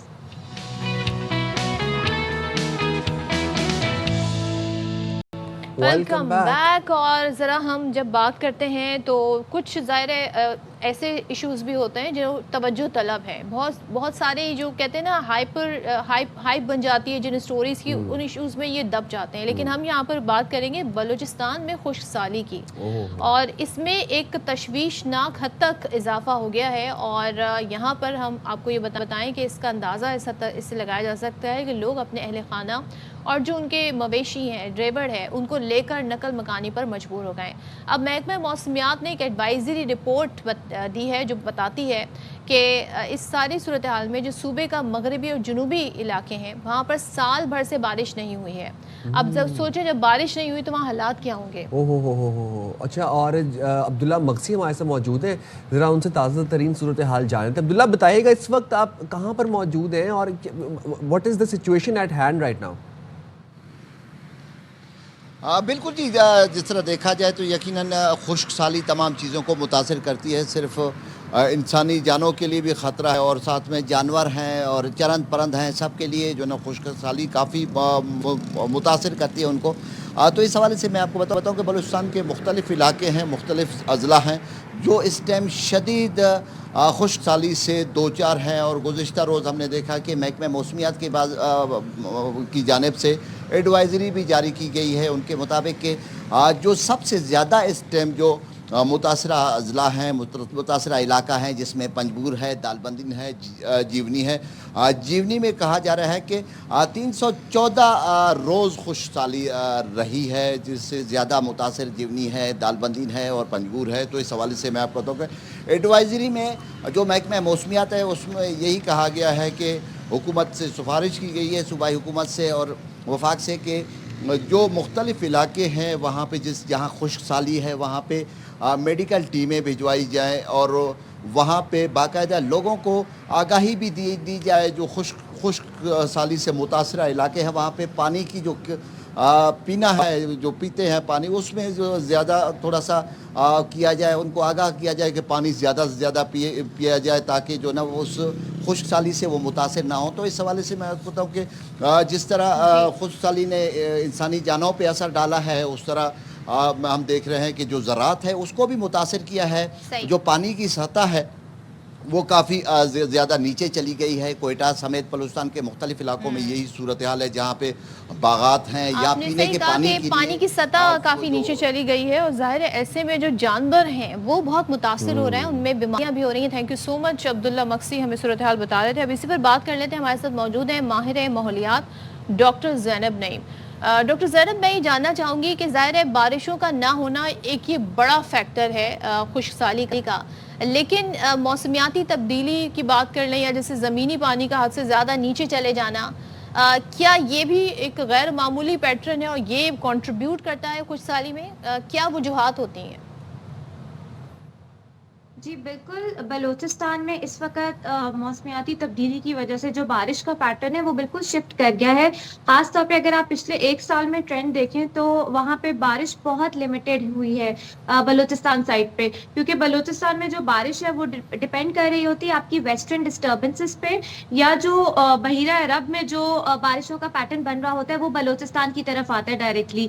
لیکن بدقسمتی سے پچھلے 1 سے 1.5 سال میں بلوچستان میں ویسٹرن ڈسٹربنس کا بھی اس طرح سے وہ نہیں آ پائے، بادل اس طرف نہیں اتنے جا پائے، اور وہاں پہ جو زیر زمین پانی کے ذخائر ہیں وہ بھی شرنک ہو رہے ہیں، کیونکہ جیسے جیسے آبادی بڑھ رہی ہے ویسے ویسے وہاں پہ جو ہے 2 سے 3 میٹر جو زیر زمین پانی کے ذخائر ہے وہ کم ہو رہے ہیں. پھر ایک اور بہت بڑا مسئلہ ہے وہاں واٹر گورننس کا, کہ وہاں پہ جو انفراسٹرکچر ہے, آپ کو بھی پتہ ہے کاریز بہت کامن تھے وہاں پہ, اور پانی کے جو سسٹم ہے اس کو اس طرح سے انفراسٹرکچر پہ انویسٹمنٹ نہیں ہے. اور سب سے اہم بات, بلوچستان میں بہت بڑا ذخیرہ ہے پانی کا جو آپ کا رود کوئی ہے.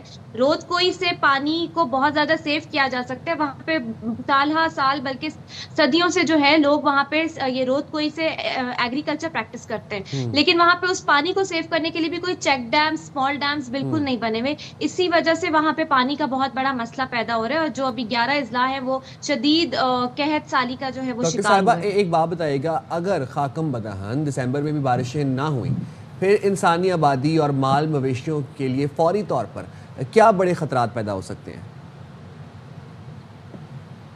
دیکھیں فوری طور پہ آپ کو ابھی اس سال COP30 پہ بھی بلوچستان حکومت نے یہ مسئلہ اجاگر کیا ہے وہاں پہ برازیل میں, کہ پانی کا بہت بڑا مسئلہ ہے بلوچستان میں اور اس پہ ہمیں انویسٹمنٹ کرنے کی ضرورت ہے.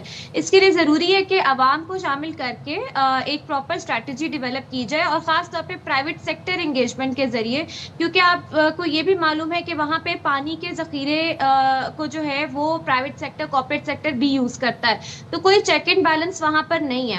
قحط سالی سے نمٹنے کے لیے ضروری ہے کہ بلوچستان میں انویسٹمنٹ پانی کی سائڈ پہ زیادہ سے زیادہ کی جائے, وہاں پہ بجٹ ڈائیورٹ کیا جائے. اس کے علاوہ وہاں پہ اس کے حوالے سے مہم چلائی جائے, آگاہی مہم چلائی جائے کہ کیسے آپ پانی کو مزید سیو کر سکتے ہیں. لیکن وہاں پہ ایک اور چیز ہے, ایک اسیسمنٹ کرنے کی ضرورت ہے کہ وہاں پہ پانی کی سٹوریج کے لیے زیر زمین پانی کے ذخائر جو ہیں ان کو کس طرح سے ریوائیو کیا جا سکتا ہے. یہ بہت ضروری, کیونکہ آپ بھی جانتے ہیں بلوچستان کے ساتھ جو ایران ہے, وہاں پہ تہران میں پانی اتنا کم ہو گیا ہے کہ وہاں کی حکومت نے کہہ دیا کہ ہمیں یہاں سے دارالخلافہ اپنا شفٹ کرنا پڑے گا کیونکہ پانی کی شدید قلت ہے. تو یہ پورا خطہ ہی افیکٹ ہو رہا ہے, تو اس کے لیے پوری اسٹریٹجی اور انویسٹمنٹ پلان ہونا چاہیے. کلائمیٹ لیڈ اڈیپٹیشن کا, کمیونٹی سینٹرک اڈیپٹیشن پلاننگ ہونی چاہیے, جس سے عوام کو شامل کر کے پانی کی بحالی اور اس چیز پہ کام کیا جائے. اور آپ سمجھتے ہیں کہ اس وقت جو ہنگامی اقدامات کیے گئے, یعنی صحت اور ویٹرنری موبائل ٹیمیں, واٹر مینجمنٹ, فوڈ سپورٹ, یہ اس بحران کی شدت کو کم کرنے کے لیے کافی ہیں, مزید بھی سٹیپس لینے ہوں گے؟ سوری, مجھے آپ کا سوال سمجھ نہیں آیا. اس وقت جو حکومت اقدامات کر رہی ہے, چاہے وہ واٹر مینجمنٹ کی ہو, لوگوں کی فوڈ سپلائی ہو, یا جو ویٹرنری موبائل ٹیمیں ہیں, یہ کافی اقدامات ہیں اس بحران کی شدت کو کم کرنے کے لیے؟ دیکھیں یہ بالکل کافی اقدامات نہیں ہیں. جہاں تک بات کی جائے بلوچستان کیا پورے ملک میں ابھی کلائمیٹ کو لے کے جو اقدامات ہیں وہ لمیٹڈ ہیں, اس حوالے سے بہت زیادہ کام کرنے کی ضرورت ہے. بلوچستان سائٹ پہ خاص طور پہ ضرورت ہے کیونکہ وہاں پہ آپ کے اور بھی مسائل ایگزسٹ کرتے ہیں. موسمیاتی تبدیلی کی وجہ سے 2022 میں سب سے زیادہ بلوچستان افیکٹ ہوا تھا, لیکن اس کے بعد سے اب قحط سالی سے بلوچستان افیکٹ ہو رہا ہے. تو ضروری یہ ہے کہ آپ اس کو کلائمیٹ ایمرجنسی کے طور پہ ٹریٹ کریں اپنے صوبے کو بھی. خاص طور پہ پانی واٹر لیڈ اڈیپٹیشن ضروری ہے یہاں پہ. میں جیسے بات کر رہی ہوں رود کوئی کے پوٹینشیل کا, ابھی فی الحال میرے خیال سے اس پوٹینشیل پہ زیادہ کام کیا جا سکتا ہے. اس کے ساتھ ساتھ وہاں چیک ڈیمز بنائے جا سکتے ہیں پانی کو سٹور کرنے کے لیے. ابھی نہ کافی انویسٹمنٹ ہے, لیکن پرائیویٹ سیکٹر اور ڈیولپمنٹ سیکٹر کو اس سائٹ پہ جو ہے آپ کو لے کر آنا ہوگا کہ وہاں پہ کیسے انویسٹمنٹ کی جائے. Rightly said. بہت شکریہ ڈاکٹر صاحبہ, باخبر سویرا کے لیے وقت نکالا. اور کیونکہ جب بارشیں ہوئی 2022 میں سیلاب آیا تو یہ سیلاب سے متاثر ہوا, اس کے 2 سال بعد آپ دیکھیں کہ اب یہ خشک سالی سے متاثر ہو رہا ہے. تو وہ صحیح کہہ رہی تھی کہ صوبے کو یہاں پر کلائمیٹ ایمرجنسی کے طور پہ صوبے کو لینا چاہیے اور یہاں پر کام ہونا چاہیے. And now this is high time کہ climate led adaptation پہ جو ٹاسک فورس ہے یا کوئی اس طرح کا ہمیں محکمہ بنانا چاہیے جو ہمارے خصوصی طور پر بلوچستان کی خشک سالی کے اوپر اسپیسیفکلی کام کرے. اور صدف جب موونگ آن, جب ہم بات کرتے ہیں کراچی کے مسائل کی, گزشتہ دنوں کراچی کے سے ایک بڑا افسوسناک واقعہ رپورٹ ہوا, اور اب یہ واقعات جو ہیں یہ تواتر سے ہو رہے ہیں. میں بات کر رہا ہوں کہ اپارٹمنٹ سے لاش ملی, 1 لاش مل گئی, 2 لاش مل گئی, 3 لاش مل گئی, مرد اور خواتین کی لاشیں ملی. یہ کراچی میں اب تواتر سے رپورٹ ہو رہے ہیں انسیڈنٹس اس طرح کے. میں بات کر رہا ہوں گلشن اقبال بلاک 1 کی, جہاں پر گھر کے فلیٹ سے 3 خواتین کی لاشیں ملیں, جائے وقوع سے 1 مرد بھی ملا بے ہوشی کی حالت میں. اور ملنے والی لاشیں جو تھیں وہ جب ان کی شناخت ہوئی تو وہ ماں, بیٹی اور بہو کی تھیں. اور صدف لاشیں 3 سے 4 دن پرانی بھی تھیں. اچھا، جو یہ مرد ہے اس کی حالت تشویشناک بتائی جا رہی، جبکہ ایک دوسرے شخص کو بھی اس موقع سے پولیس نے انویسٹیگیشن کے لیے لیا ہے حراست میں. اب ابتدائی طور پر یہ معاملہ ہے کیا، اس پر بات کر لیتے ہیں ہمارے نمائندے نذیر شاہ سے. نذیر، بتائیے گا پولیس کی تحقیقات نے کیا ابھی تک انکشاف کی ہیں؟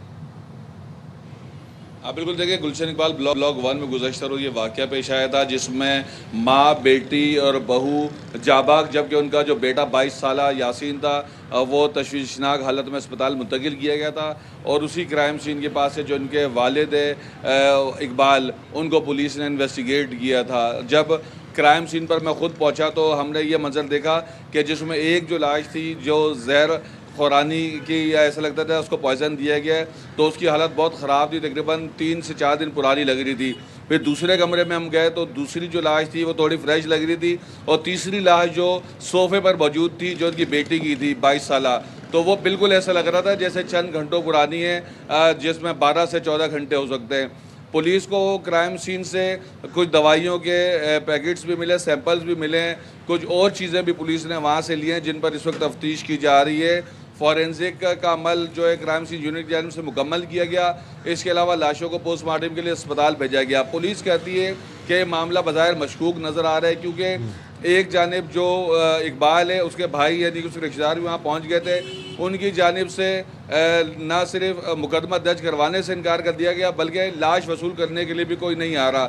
پولیس کا یہ کہنا ہے کہ اگر آج دوپہر تک فیملی کی جانب سے مقدمہ درج نہ کروایا گیا تو سرکار مدت میں یہ مقدمہ درج کیا جائے گا. اور پولیس کی جانب سے یہ بھی بتایا گیا کہ وہ ایک لیڈ ان کو ملی ہے جس سے کچھ کیس واضح ہوتا جا رہا ہے. اور سب سے اہم اس کے اندر جو تشویشناک حالت میں 22 سالہ یاسین کو اسپتال منتقل کیا گیا تھا وہ اب اسٹیبل ہو چکا ہے، اور جیسے ہی وہ بیان دینے کے قابل ہوگا پولیس اس سے بھی بیان لے گی. پولیس کا یہی کہنا ہے کہ واقعہ گھر کے اندر ہی گھومتا نظر آ رہا ہے، یعنی کہ جس شخص نے بھی ان کو جان سے مارا ہے یا جو بھی واقعہ ہے تو وہ اندر کا کوئی شخص ہے، باہر سے کوئی نہیں آیا جس کی جانب سے کیا گیا. اور پولیس کی جانب سے باریک بینی سے اس کیس کی تفتیش کی جا رہی ہے تاکہ اس معاملے میں جو ذمہ دار ہے اس کو سامنے لایا جا سکے. جی تو نذیر، ابھی تک آپ بتا رہے ہیں کہ تفتیش کی جا رہی ہے، ابتدائی تحقیقات بھی جاری ہیں، کسی قسم کی گرفتاری کی گئی ہے؟ دیکھیں گرفتاری تو نہیں، لیکن آپ ہاؤس اریسٹ ٹائپ کا آپ سمجھ سکتے ہیں کہ جو اس گھر کا جو سربراہ ہے اس کو پولیس نے جو ہے مشتبہ نگاہ سے اس کو دیکھا ہے اور اس کو انڈر آبزرویشن رکھا ہوا ہے. پولیس CCTV کیمرے بھی چیک کر رہی ہے جو اس سیکنڈ فلور پر جس فلیٹ کے باہر نیچے یا اس ہرمین ٹاور پر آنے جانے والے راستے تھے. پولیس یہ دیکھے گی کہ لاسٹ موومنٹ کب شروع ہوئی تھی اور CCTV سے مدد لی جا رہی ہے. صحیح ہے، بہت شکریہ نذیر شاہ، ہمیں اپڈیٹ رہے تھے. ہم جائیں گے بریک پہ، چھوٹے سے بریک کے بعد واپس آتے ہیں.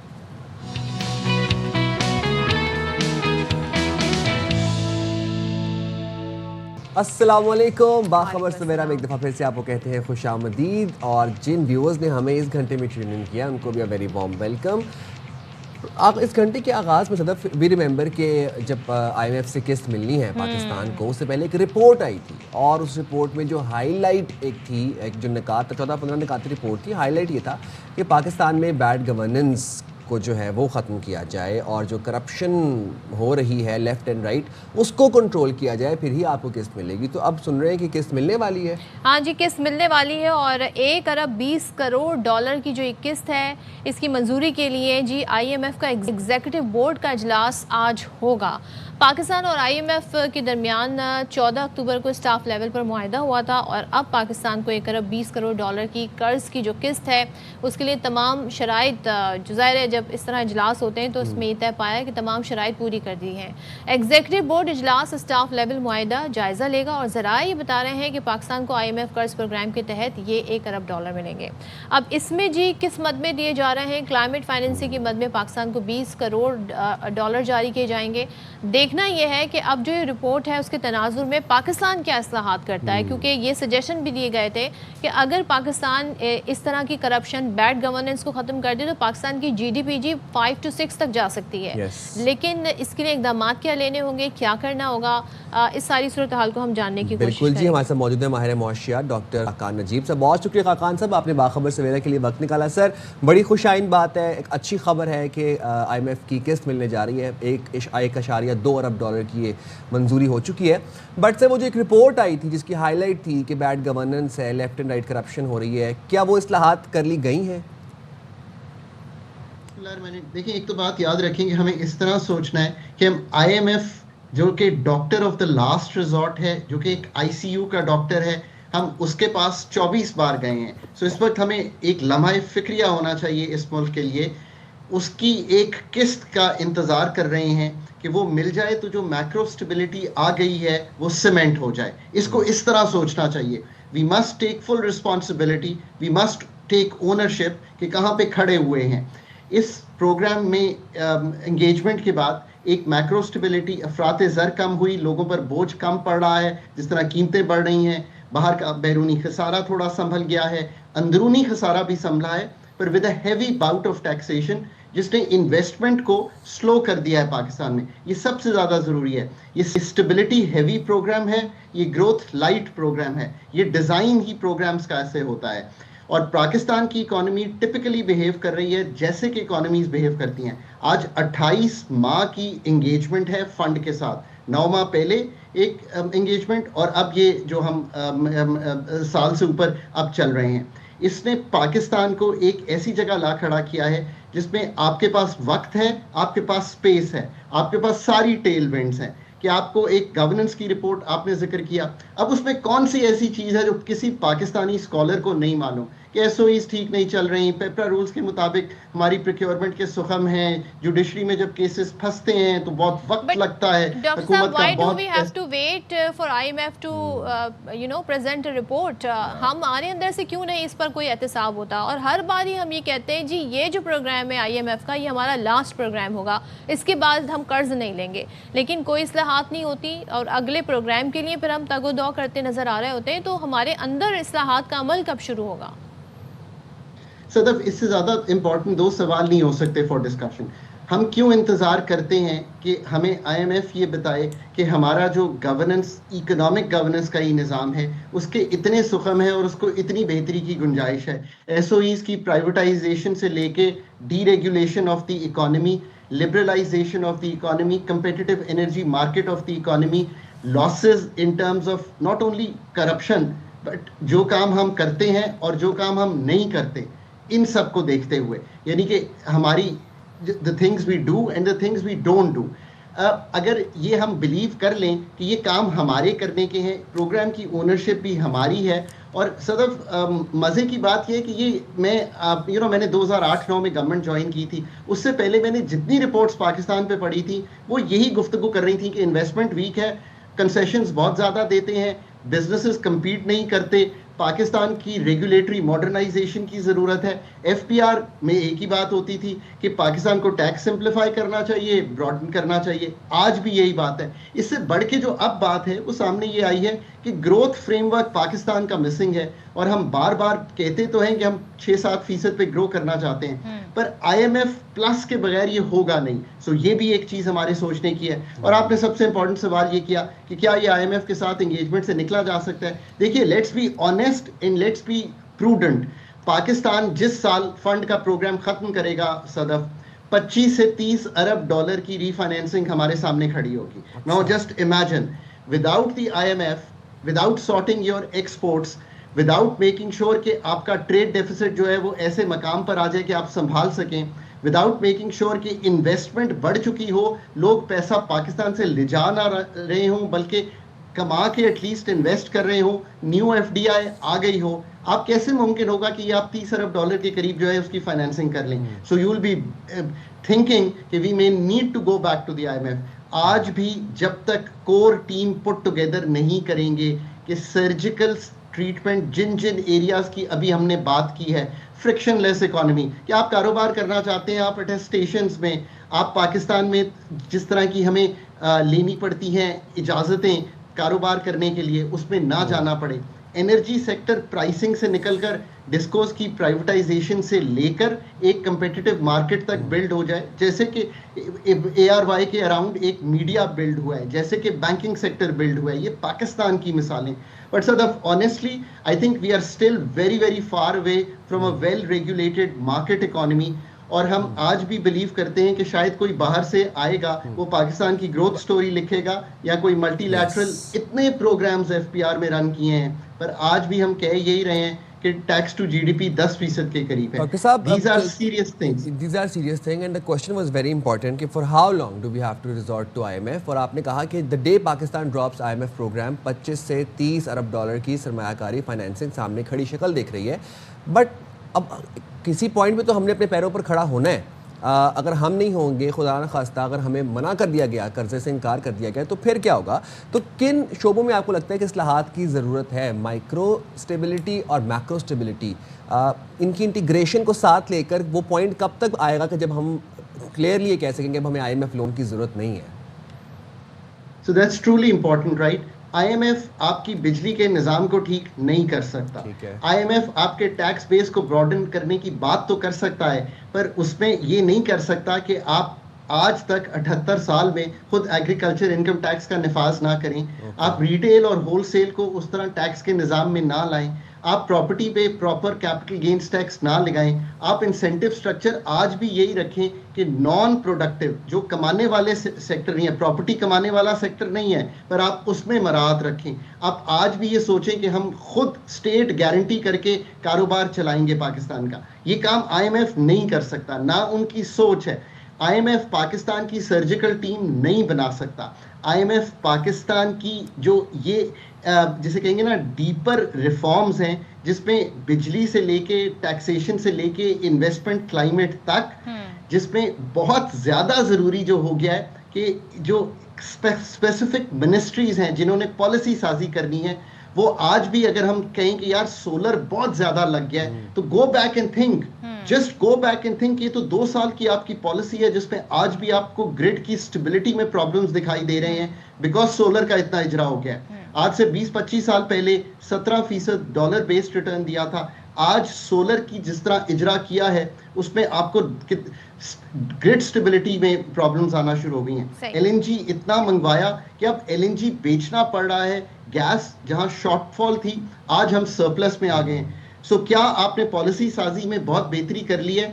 معذرت کے ساتھ یہ کہنا پڑے گا کہ ابھی بھی بہت گنجائش ہے کہ آپ اس نظام کو درست کر سکیں, ایک نیشنل انرجی منسٹری بنا سکیں, آپ این ایف سی کر سکیں, آپ وفاق کو نکال سکیں ان کاموں سے اور خرچوں سے جو اس کو نہیں کرنے چاہیے. انکم سپورٹ پروگرام کام صوبوں کو کنونس کرنا پڑے گا ڈاکٹر صاحب, اور ظاہر ہے یہ پورا ایک اسٹرکچر ہے. 18ویں آئینی ترمیم کے بعد صوبوں کو جو خود مختاری ملی تھی اس کے بعد ہم نے دیکھا, کیا یہ آسان ہوگا آپ سمجھتے ہیں؟ کیونکہ صوبوں نے اب تک جو ریئیکشن دیا, خاص طور پر اگر میں سندھ حکومت کی بات کروں, تو وہ کوئی ایسا ہمیں نظر نہیں آ رہا جس سے وہ اگری کرتے نظر آ رہے ہوں این ایف سی میں تبدیلی کے حوالے سے.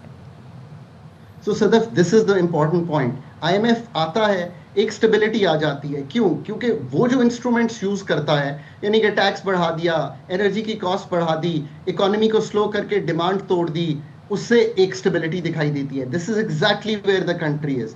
جب کنٹری صدف وہ کرنا شروع کرتی ہے کہ یار یہ انکم سپورٹ ہم نے نہیں چلانا, یہ جو خرچے ہیں ان کو مساوی طور پہ شیئر کرنا ہے, یہ جو این ایف سی ہے یہ ریڈو کرنا ہے, ری تھنک کرنا ہے, اس کو انسینٹیوائز کرنا ہے کہ صوبے 0.8% آف جی ڈی پی کماتے ہیں. لاسٹ این ایف سی میں لکھا تھا کہ 2014 تک وہ 1.5% آف جی ڈی پی کمائیں گے.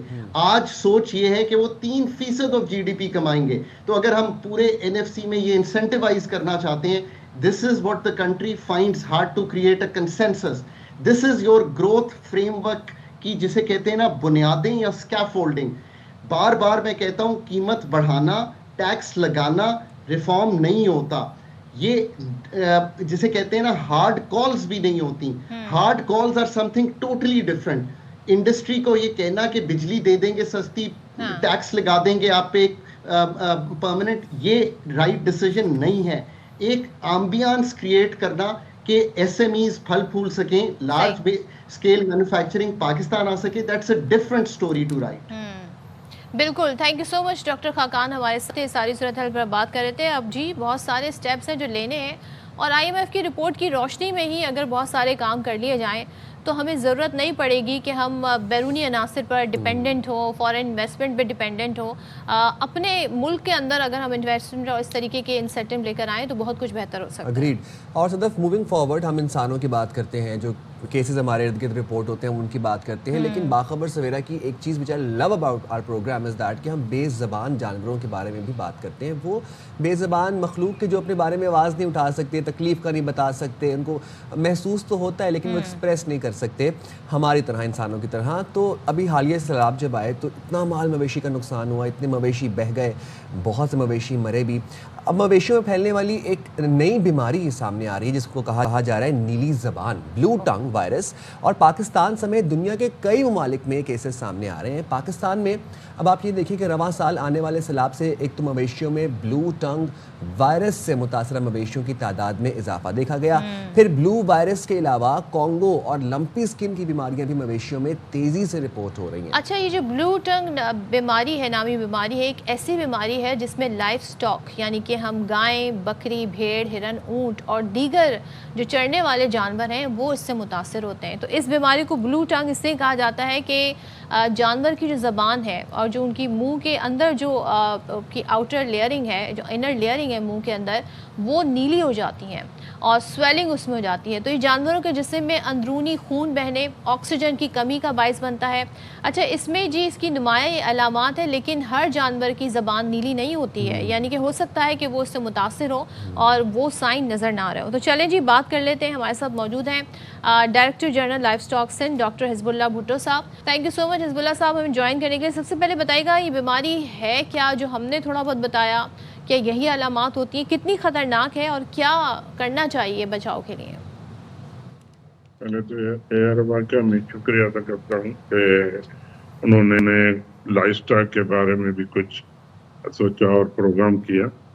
تو اصل میں ویسے تو کافی پاکستان میں ڈیزیز پائی جاتی ہیں جن میں کچھ وائرل ہیں، کچھ بیکٹیریل بھی ہیں، اور اس کے علاوہ دوسری فنگل وغیرہ بھی ہیں ہوتی ہیں. مگر جو یہ بلو ٹنگ ڈیزیز ہے یہ ایسے ہے کہ الحمدللہ سندھ میں سندھ کی بات کروں گا کہ سندھ میں ابھی تک اس کا کوئی کیس ظاہر نہیں ہوا. باقی انڈیا میں، دوسرے ممالک میں، ایون دوسرے ہمارے پاکستان کے دوسرے صوبوں میں بھی رپورٹ ہوئے ہیں، جو گوگل بھی بتا رہا ہے کہ 25 میں بھی، کل 2025 میں کلات میں اگست میں ہوا ہے، یا کے پی میں ہوا ہے، یا اس کے علاوہ پنجاب کے اس میں بھی کچھ ہوا ہے. باقی الحمدللہ یہ ابھی تک، کیونکہ ہماری ریگولرلی ٹیمیں ہماری C V D L centre veterinary diagnostic laboratory ہے ٹروجام میں، اور اس کے سب سینٹر ہیں، 7 سب سینٹر ہیں پورے سندھ میں. ڈاکٹر صاحب ہم آپ سے یہ سمجھنے کی کوشش کر رہے ہیں کہ یہ بلو ٹنگ بیماری ہے کیا بنیادی طور پر، اور یہ جانور سے جانور میں سپریڈ ہوتی ہے یا پھر جانور سے انسان میں بھی ہو سکتی ہے؟ جی ہاں، بلو ٹنگ ڈیزیز جو اصل میں یہ وائرل ڈیزیز ہے اور یہ ویکٹر بارن ڈیزیز کہلائی جاتی ہے. ویکٹر بارن ڈیزیز کا مطلب یہ ہے کہ کوئی ویکٹر، کوئی ایسے انسیکٹ، 2 چیزوں سے یہ ہوتی ہے. ایک انسیکٹ، مکھی وغیرہ، فلائی، اور دوسرے ٹک جو ہے، چیچڑ جو ہوتا ہے. ان دونوں کی وجہ سے وہ بائٹ کرتے ہیں. کسی جانور میں ہوگا، کسی جانور میں بلو ٹنگ ہوگا اور وہ اس کو بائٹ کریں گے، اور پھر صحت مند جانور کو بائٹ کریں گے تو وہ اس کا وائرس چلا جائے گا اس میں، اس صحت مند جانور میں. اور ایون انسانوں میں بھی یہ ریسپیریٹری ٹریکٹ کو انفیکشن کر سکتا ہے اگر جانوروں سے وہ کانٹیکٹ میں قریب ہے، اور انفیکٹڈ جانور ہے تو اس میں اگر وہ کانٹیکٹ کرے گا تو اس میں انسانوں میں فیور آتا ہے اور ریسپیریٹری ٹریکٹ انفیکشن ہو جاتا ہے. اور یہ زیادہ تر، یہ ویسے تو سب جانوروں میں ہوتا ہے، مگر زیادہ تر شیپ میں، بھیڑ میں زیادہ ہوتا ہے، اور بھیڑ میں اس کی مارٹلٹی بھی زیادہ ہے.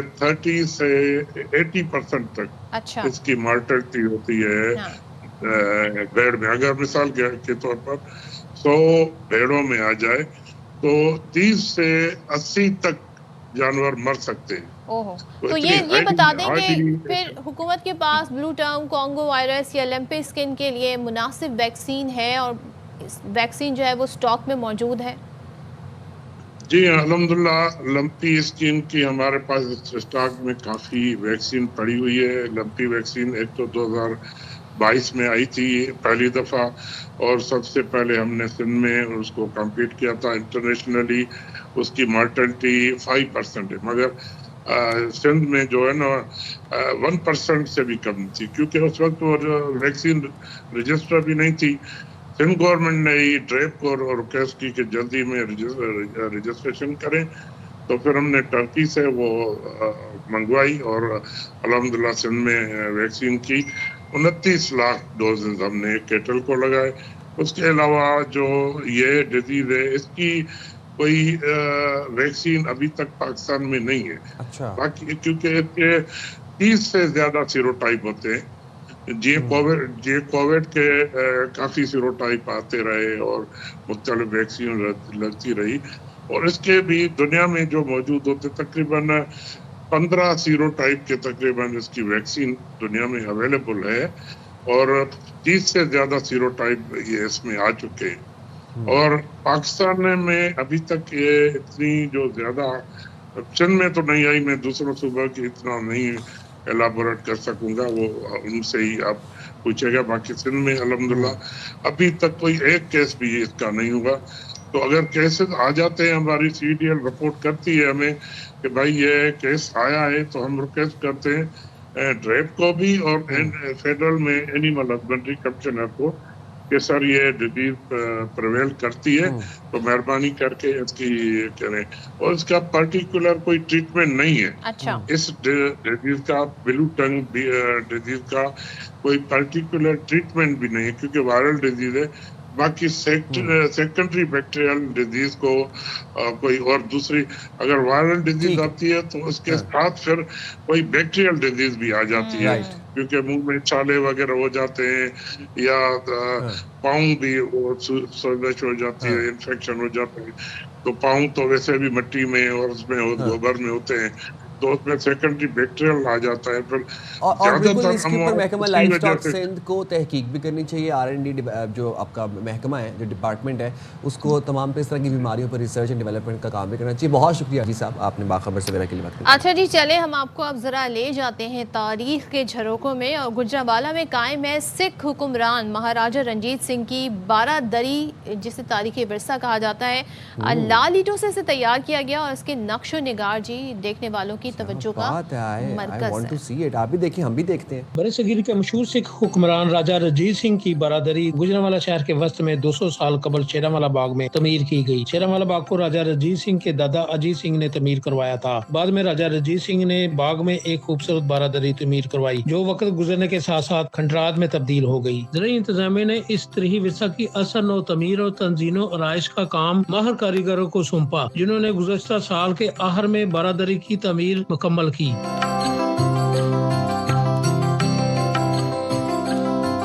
बैसाखी के मेले में भारत से गुजरांवाला आने वाले सिख यात्रियों की बड़ी तादाद इस बारादरी को देखने के लिए दूर दराज से शेरांवाला बाग का रुख करती है। मुकामी शहरियों का कहना है कि उनके अबाऊ जदाद ने बताया कि राजा रंजीत सिंह इस बारादरी में अपनी अदालत लगाता था और लोगों के मसाइल हल करता था। ये जो बारादरी है, ये राजा रंजीत सिंह ने जो है वो बनवाई थी अपने बाप की याद में, और यहाँ पर बैठकर वो अपना दरबार लगाया करता था और लोगों के मसाइल सुना करता था। गुजरांवाला की ये पुरानी तारीखी इमारत है, माशाल्लाह बड़ी खूबसूरत है, बड़ा एंजॉय करते हैं हम इधर आके। बारादरी को खास सुर्ख ईंटों से तमीर किया गया और अंदरूनी हिस्सों में सफेद रंग और खूबसूरत नक्शो नगार किए गए, जो बरसगीर की शानदार सकाफत और फन तमीर की अक्कासी करते हैं। तरीही इमारत बारादरी, जिसको राजा रंजीत सिंह ने तमीर करवाया, जो बाद में टूट फूट का शिकार थी, गुजरांवाला इंतजामिया ने बड़ी मेहनत से इसको असल हाथ में बहाल किया है। कैमरामैन शुएब अकरम के साथ गुलाम फरीद, ARY न्यूज़, गुजरांवाला। اچھا دیکھیں یہ نا ایک بڑی کلچرل امپورٹنس رکھتی ہیں اس طرح کی عمارتیں ہیریٹیج کے حوالے سے بھی. تو یہاں پر جا کے جب بھی آپ وزٹ کرنے جائیں تو خدا را وہ پتھر سے اپنا نام نہ لکھ کے آیا کرنے. کچھ لوگ میں نے دیکھا نام لکھاتے ہیں, دل بنا دیتے ہیں, تاریخ لکھ دیتے ہیں. یہ بڑی غیر اخلاقی الفابیٹ لکھ دیتے ہیں جی, پتہ نہیں A+ فلاں. تو یہ نہ کریں, اس سے ہوتا بھی ویسے کچھ تاریخی ورثہ ہے یہ. اس کو تو قائم کرنے کے لیے ویسے ہاں ایگزیکٹلی ابھی میں جہاز پہ آ رہا تھا تو وہ میں نے جہاز کی سیٹ کے پیچھے بھی لکھا ہوا دیکھا. آپ نارتھ چلے جائیں, وہاں پر پہاڑوں کے اوپر درختوں کے اوپر 100 سال پرانا برگد کے درخت ہے, اس کے اوپر لکھا ہوا ہے پتہ نہیں کیا سمجھتے ہیں لوگ لکھ کے, کون سے کیا انہیں لگتا ہے. چلے خیر, اب اس پہ بھی کہیں فائن نہ لگنا شروع ہو جائیں. بریک لیتے ہیں, بریک کے بعد واپس آتے ہیں.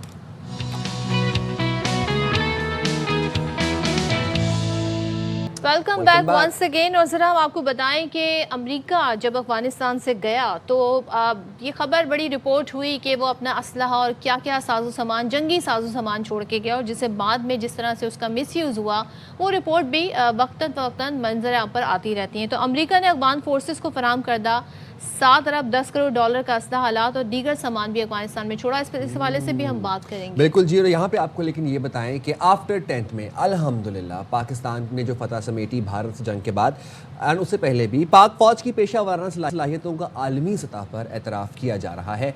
برادر اسلامی ممالک جیسے ترکی ہے, پاکستان میں جنگی ڈرونز تیار کرنے کی فیکٹری کے لیے تیاریاں مکمل کر لی ہیں انہوں نے. بہت بڑی خبر ہے, خوشائن خبر ہے. اب بلومبرگ کے مطابق ترکی پاکستان کو اپنے 5th جنریشن لڑاکا طیاروں کے پروگرام میں بھی شامل کرنا چاہتا ہے, اور ترکی مشترکہ پیداواری معاہدے کے تحت پاکستان بحریہ کے لیے جنگی جہازوں کی تیاری پر بھی کام کر رہا ہے. اور صدف نہ صرف یہ, ترکی نے پاکستان کے درجنوں F-16 طیاروں کو بھی اپ گریڈ کر دیا ہے. کیا بات ہے. تو یہ بھائی زبردست پاکستان کے لیے خبر ہے, اور پاکستان اور ترکی کے حوالے سے جب ہم بات کرتے ہیں تو ظاہر ہے ہمارے تعلقات بھی اچھے ہیں, اور یہ ایک نئی جہت اس سے مل رہی ہے. اچھا جی, اس سے پہلے جب ہم بات کر رہے تھے کہ امریکہ جب افغانستان سے گیا تو پھر کیا کیا چیزیں بھی چھوڑ کے گیا, یہ پوری کس کے اوپر رپورٹس بھی آئی ہیں. لیکن ابھی ہم آپ کو یہ بتاتے ہیں کہ امریکہ نے افغان فورسز کو فراہم کردہ 7 ارب 10 کروڑ ڈالر کا اسلحہ آلات اور دیگر سامان جو ہے وہ افغانستان میں چھوڑا.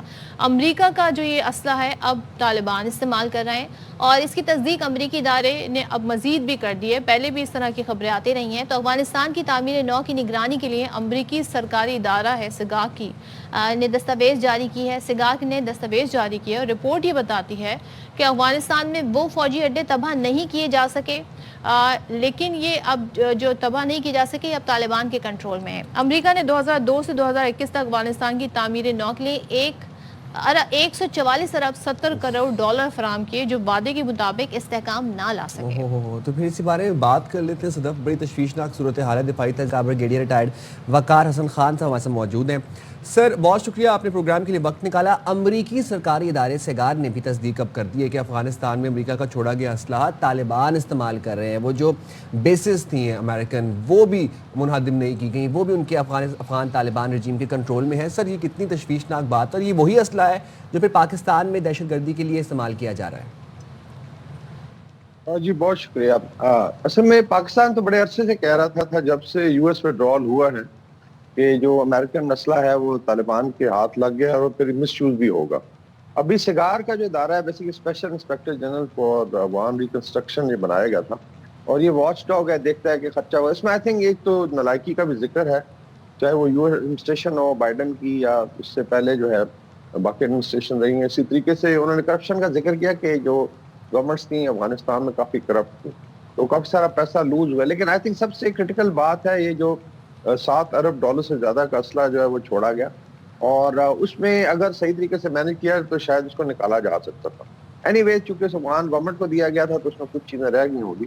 ابھی یہ سارے کا سارا جو ہے زیادہ اسمال آرمز ہے, پھر راکٹس ہیں, اس کے علاوہ نائٹ ویژن ڈیوائسز ہیں, کچھ ایئر کرافٹس ہیں, کچھ ٹرانسپورٹ ہیں, اور وہ طالبان رجیم استعمال کر رہی ہیں. یہاں تک تو چلیں سمجھ آتی ہے, لیکن ابھی آپ نے دیکھا ہے کہ تاجکستان میں اٹیک ہوا ہے. کل بھی وہاں ڈیلیگیشن بدخشان گیا ہوا تھا, اور سنا ہے کہ ملا حبیب اللہ نے تشویش کا اظہار کیا, یعنی آپ نے چائنیز انجینئرز کو مارا تاجکستان میں, اپنے دوست ملک کو ٹارگٹ کیا, اور ابھی تشویش کا اظہار کا ہے. تو یہ Afghanistan I think has now become hub of terrorism, اس میں کوئی شک نہیں ہونا چاہیے. پرائم ٹارگٹ اس میں پاکستان ہے, پھر نیبرنگ کنٹریز ہیں, افغانستان ہے, ایران آپ کو پتہ ہوگا ریپیٹریٹ کی ہیں اس نے 15 لاکھ افغان پچھلے آئی تھنک 1-1.5 سال میں. تو پورا ریجن تنگ ہے. اور متقی صاحب کلیم کرتے ہیں جی اور تو کسی کو تکلیف نہیں ہے. تو آئی تھنک یہ منافقت جو آہستہ آہستہ سامنے آ رہی ہے کہ افغانستان جو ہے اس میں اسپیشلی جو طالبان گورنمنٹ ہے it has become hub of terrorism. اور جب تک یہ اپنے آئی تھنک چیزوں کو درست نہیں کرتے اور صحیح سمت میں موو نہیں کرتے تو پورا خطہ جو ہے وہ ٹیررزم کی لپیٹ میں آ جائے گا. سب سے آئی تھنک ابھی کرٹیکل چیز ہے کہ چائنا بہت زیادہ ناراض ہے کہ اتنی زیادہ ہم ریکنسٹرکشن کر رہے ہیں افغانستان میں ڈیولپمنٹ, اور ہمارے انجینئرز کو آپ تاجکستان میں ٹھکانے لگا رہے ہیں. اس طرح تاجکستان کے پریزیڈنٹ کا اسٹیٹمنٹ آیا ہے, اور اس میں آئی تھنک ایک اور ریزن ہو سکتی ہے کہ بھارت کو تاجکستان سے نکالا گیا ہے کچھ عرصہ پہلے, ان کا ایئر فورس بیس تھا آئینی میں, اور اس میں شاید ریسرچ اینالیسس نے بھی ٹارگٹ کرا. تو یہ جو کلوژن ہے بھارت افغانستان کا, یہ خطے کے لیے سب سے بڑا خطرہ ہے. میرے خیال میں بھی سگار کی رپورٹ کے بعد یو ایس پریشر بڑھے گا کہ جو اسلحہ اگر رہ گیا تو اس کا یہ مطلب نہیں ہے کہ آپ وقار صاحب آپ کہہ رہے ہیں یو ایس پریشر بڑھے گا. ہمیں پتہ ہے بائیڈن گورنمنٹ جاتے جاتے جس طریقے سے ہو گئے, اب یہ جدید ہتھیار غلط ہاتھوں میں پہنچ گئے. آپ سمجھتے ہیں کہ اس کے اثرات جو ہیں وہ ظاہر افغانستان تک پھر نہیں رہیں گے؟ 2021 تک تعمیر نو کے لیے پھر پیسے بھی امریکہ نے لگائے, وعدے کے مطابق استحکام بھی نہیں آیا, جمہوریت بھی نہیں آئی, تو اس میں ذمہ دار امریکہ کتنا ہے؟ اس وقت کی امریکن گورنمنٹ کتنی ذمہ دار ہے؟ یہ آئی تھنک جو ڈیسیژن میکر اس میں اسپیشلی میں ذکر کروں گا زلمے خلیلزاد کا, جو آج کل پاکستان کے خلاف بڑا زہر اگل رہا ہے. جتنی بھی دوحہ ایکارڈ کا سب سے بڑا آرکیٹیکٹ یہ تھا, اور یہ ابھی بھی آئی تھنک طالبان رجیم کو سپورٹ کرتا ہے. تو U S administration has to set کہ کن لوگوں نے یہ غلط ڈیسیژن لیا, کن لوگوں کی وجہ سے ہسٹری وڈرال ہوا. آلدو یہ اس کا ڈیسیژن تو آئی تھنک ٹرمپ 1 کی جب تھے ٹرمپ صاحب پہلی جب رجیم تھی اس میں ہوا, لیکن ایگزیکیوشن اس کی بائیڈن کے ٹائم پہ اور بڑے بھونڈے طریقے سے کی تھی. تو ابھی اگر وہ کلیوڈ کر رہا ہے زلمے خلیلزاد اگینسٹ پاکستان, تو اس کا مطلب ہے کہ he should be the one جس کو ذمہ دار, اور ہو سکتا ہے یہ کرپشن کا پیسہ اس نے بھی کھایا بیکاز یہ بڑا عرصہ افغانستان میں انویسٹر بھی تھا, عراق کی تباہی میں بھی ذمہ دار ہے. اس کے علاوہ جو ہے آئی تھنک ابھی پوری انٹرنیشنل کمیونٹی تنگ ہے, انکلوڈنگ رشیا. ابھی دیکھیں کہ ابھی تاجکستان کے جو اٹیکس ہوئے اس میں بدخشان میں ایک بیٹھا ہوا گلمراد کالیموگ جو تاجکستان سے آیا ہوا ملٹری آفیسر, وہ ٹیررسٹ آرگنائزیشن چلا رہا ہے TTT, تحریک طالبان تاجکستان. تو اللہ کے فضل سے ہر ملک کے لیے ایک TT انہوں نے کھڑی کی ہوئی ہے تحریک طالبان جو ہے. تو یہ آئی تھنک ریجن کو بھی ابھی اس پہ غور کرنا ہوگا, اور میرا خیال ایکشن کرنا ہوگا. غور تو بھی گزر گیا کہ آپ جو ہے ان کو کنٹین کریں, ان کو اسٹینگولیٹ کریں, اور اگر رجیم یہ بیہیو نہیں کرتی تو میں بھی ریجن کین اسٹارٹ تھنکنگ کہ رجیم کو بھی جانا چاہیے, کوئی یہ چیزیں چل نہیں سکتی. بھارت صرف ایک اسپوائلر بنا ہوا ہے, جو بھی ڈالر لگا رہا ہے اس کو پتہ ہے کہ وہ ڈسٹیبلائز کرنے کے لیے استعمال ہوں گے. Otherwise I think international community اور ریجن کو ابھی ان کو اتنا پریشر میں لانا چاہیے کہ ٹیررزم بند ہو. مڈل ایسٹ میں بھی کچھ مذاکرات مزید ہوئے ہیں, ہوپ فلی اس میں سے کچھ نتیجہ نکلے گا, لیکن there has to be a pressure diplomatic and economic کہ یہ رجیم جو ہے ٹیررزم کو سپورٹ بھی نہ کرے. اور اگر یہ بیہیو نہیں کرتے تو میں تو یہ کہوں گا کہ ابھی اگلے 6-7 مہینے میں شاید رجیم چینج ہی ہو جائے, because people are fed up, even Afghan people are fed up. یہاں پہ ترکیہ میں کچھ اسٹوڈنٹس ہیں جو کہتے ہیں کہ ہماری جان چھڑائیں ان سے. ٹھیک ہے, تھینک یو سو مچ وقار صاحب, بہت شکریہ. اور دیکھیں جی یہ تو پاکستان کے موقف کو تقویت ملتی ہے کیونکہ پاکستان بار بار اس چیز کو پوائنٹ آؤٹ کرتا رہا ہے, اور اب امریکہ کی جانب سے رپورٹ بھی آ گئی ہے جو یہی بتا رہی ہے.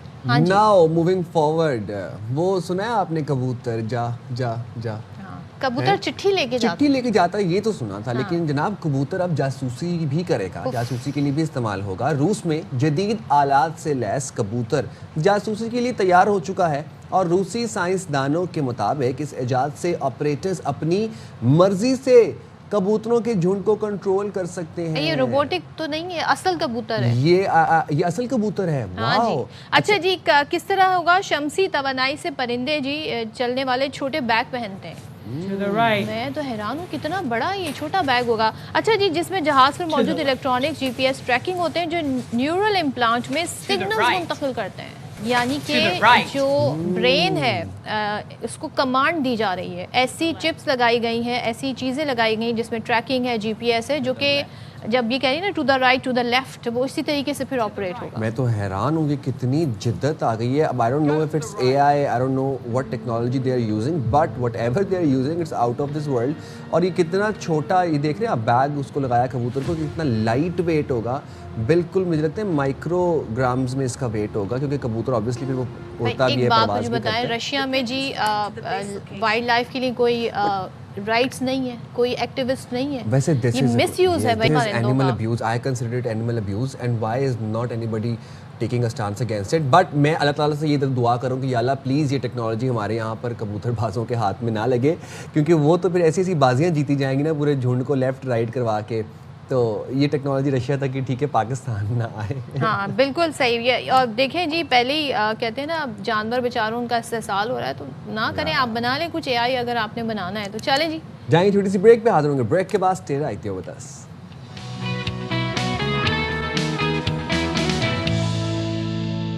Welcome back once again. और जब अक्सर व बेशतर हम देखते हैं जी, जो फोटोग्राफर होते हैं उन्हें बड़ा शौक़ होता है अपनी तस्वीर जो है नई तरीके से उसको तस्वीरों को कैप्चर करने का, मंज़र को कैप्चर करने का, फिर प्रेजेंट करने का। लेकिन यहाँ पर जो हम मंज़र आपको दिखाने जा रहे हैं, आप लोग देख के हैरान हो जाएंगे और अश कर उठेंगे, क्योंकि रवा साल खला में के 220 दिन के दौरे से वापस आने वाले नासा के साइंसदान हैं, फोटोग्राफर हैं, डोनाल्ड पीट इनका नाम है। इन्होंने एक्स पर अपने अकाउंट पर तस्वीर शेयर की, और आप ये जो तस्वीर देख रहे हैं खला से ली गई है, जिसमें आपको हीरे की तरह चमकता हुआ ये मंज़र दिखाई दे रहा है। ये मंज़र है जनाब खाना काबा का। तो खला से भी आप रोशनी और नूर का नज़ारा कर सकते हैं। अच्छा, और ये जो तस्वीर निगार हैं, इन्होंने लिखा कि मक्का मुकरमा की मदार से ली गई तस्वीर में मरकज़ में रोशन नुक्ता खाना काबा है।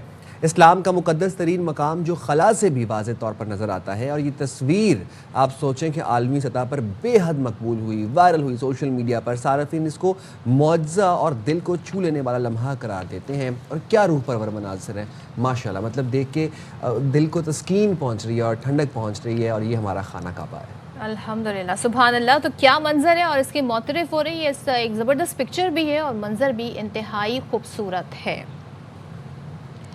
तो वैसे भी हम अक्सर बेशतर देखते हैं कि ये बताया जाता है जी कि बड़ी हम यहाँ पर जब खला से चीज़ों को देखते हैं तो काफ़ी डिस्टेंस नज़र आता है, लेकिन ये रोशनी का मंबा और ज़ाहिर है एक नूर और रहमत का मंबा हमें यहाँ से नज़र आ रहा है। तो और ज़ाहिर है आप खला से देख रहे हैं तो भी ये मंज़र है और देखने वाले हैरान हैं, लेकिन जब आप इसे सामने देखते हैं तो फिर वो मंज़र भी कहते हैं ना दिल को और रूह को जो है छू लेता है। और मेरी तो दुआ है जो जो जाना चाहता है अल्लाह पाक के घर, अल्लाह पाक उसकी तौफीक सबको अता फरमाए। इलाही आमीन। जब हम सऊदी की बात कर ही रहे हैं तो आपको ये भी बता दें कि वर्ल्ड बॉडी बिल्डिंग चैंपियनशिप में अब पाकिस्तान के एथलीट्स की शानदार परफॉर्मेंस एक दफ़ा फिर हमें देखने को मिली। सऊदी अरब में होने वाली world fitness challenge and body building championship में 3 ब्रॉन्ज मेडल पाकिस्तान ने अपने नाम कर लिए। चैंपियनशिप के मेंस इवेंट में 57 मुल्कों के और ख़वातीन के मुकाबलों में 18 मुल्कों के एथलीट्स ने हिस्सा लिया। और पाकिस्तान आर्मी से ताल्लुक़ रखने वाले तीनों खिलाड़ियों ने मुख्तलिफ कैटेगरीज में मेडल्स अपने नाम किए। पाक आर्मी की ओलंपियन सदफ सिद्दीकी ने वुमेन्स मास्टर्स कैटेगरी में महारत का मुजाहरा करते हुए कांसी का तमगा भी हासिल किया है। और हवलदार मकबूल अहमद ने इनफरादी मास्टर्स कैटेगरी में, जबकि इनामुल्लाह ने सीनियर्स कैटेगरी में कांसी का मेडल अपने नाम किया है। तो जनाब जब आपने जिक्र कर ही दिया है तो हम बात कर लेते हैं। सदफ सिद्दीकी हमारे साथ मौजूद हैं। Thank you so much Sadaf हमें ज्वाइन करने के लिए। सबसे पहले तो आपको बहुत बहुत मुबारक हो, आपने वर्ल्ड फिटनेस चैलेंज के प्लेटफॉर्म पर परफॉर्म किया। ज़रा अपने तजर्बे के बारे में बताइएगा और आपको कैसा लगा। ज़ाहिर है कांसी का तमगा जीतना, कोई भी मेडल जीतना बड़े प्राइड की बात होती है, कैसा महसूस हुआ आपको? अस्सलाम वालेकुम टू एवरीवन। मुझे बहुत अच्छा लगा, अल्हम्दुलिल्लाह अल्लाह पाक ने मुझे इज्जत दी और स्पेशली मेरे फ्लैग को, पाकिस्तान को वहाँ तक विक्ट्री स्टैंड तक लेके जाना एक बहुत प्राउड की बात है मेरे लिए और मेरे नेशन के लिए भी। अल्हम्दुलिल्लाह कि इसमें एक ऐसी फीलिंग है बिकॉज मैं बिलीव भी नहीं कर सकती थी और एक्सप्लेन भी नहीं कर सकती, बिकॉज वो वर्ल्ड चैम्पियन में पूरी दुनिया से मुख्तलिफ किस्म की प्लेयर्स आए होते हैं, पूरी कंट्रीज से, पूरे बहुत ज़्यादा कंपटीशन होता है, बट अल्लाह ताला ने इज्जत दी। आपको पता है कि अल्लाह ताला बस अल्हम्दुलिल्लाह फिर मैं बहुत खुश हूँ।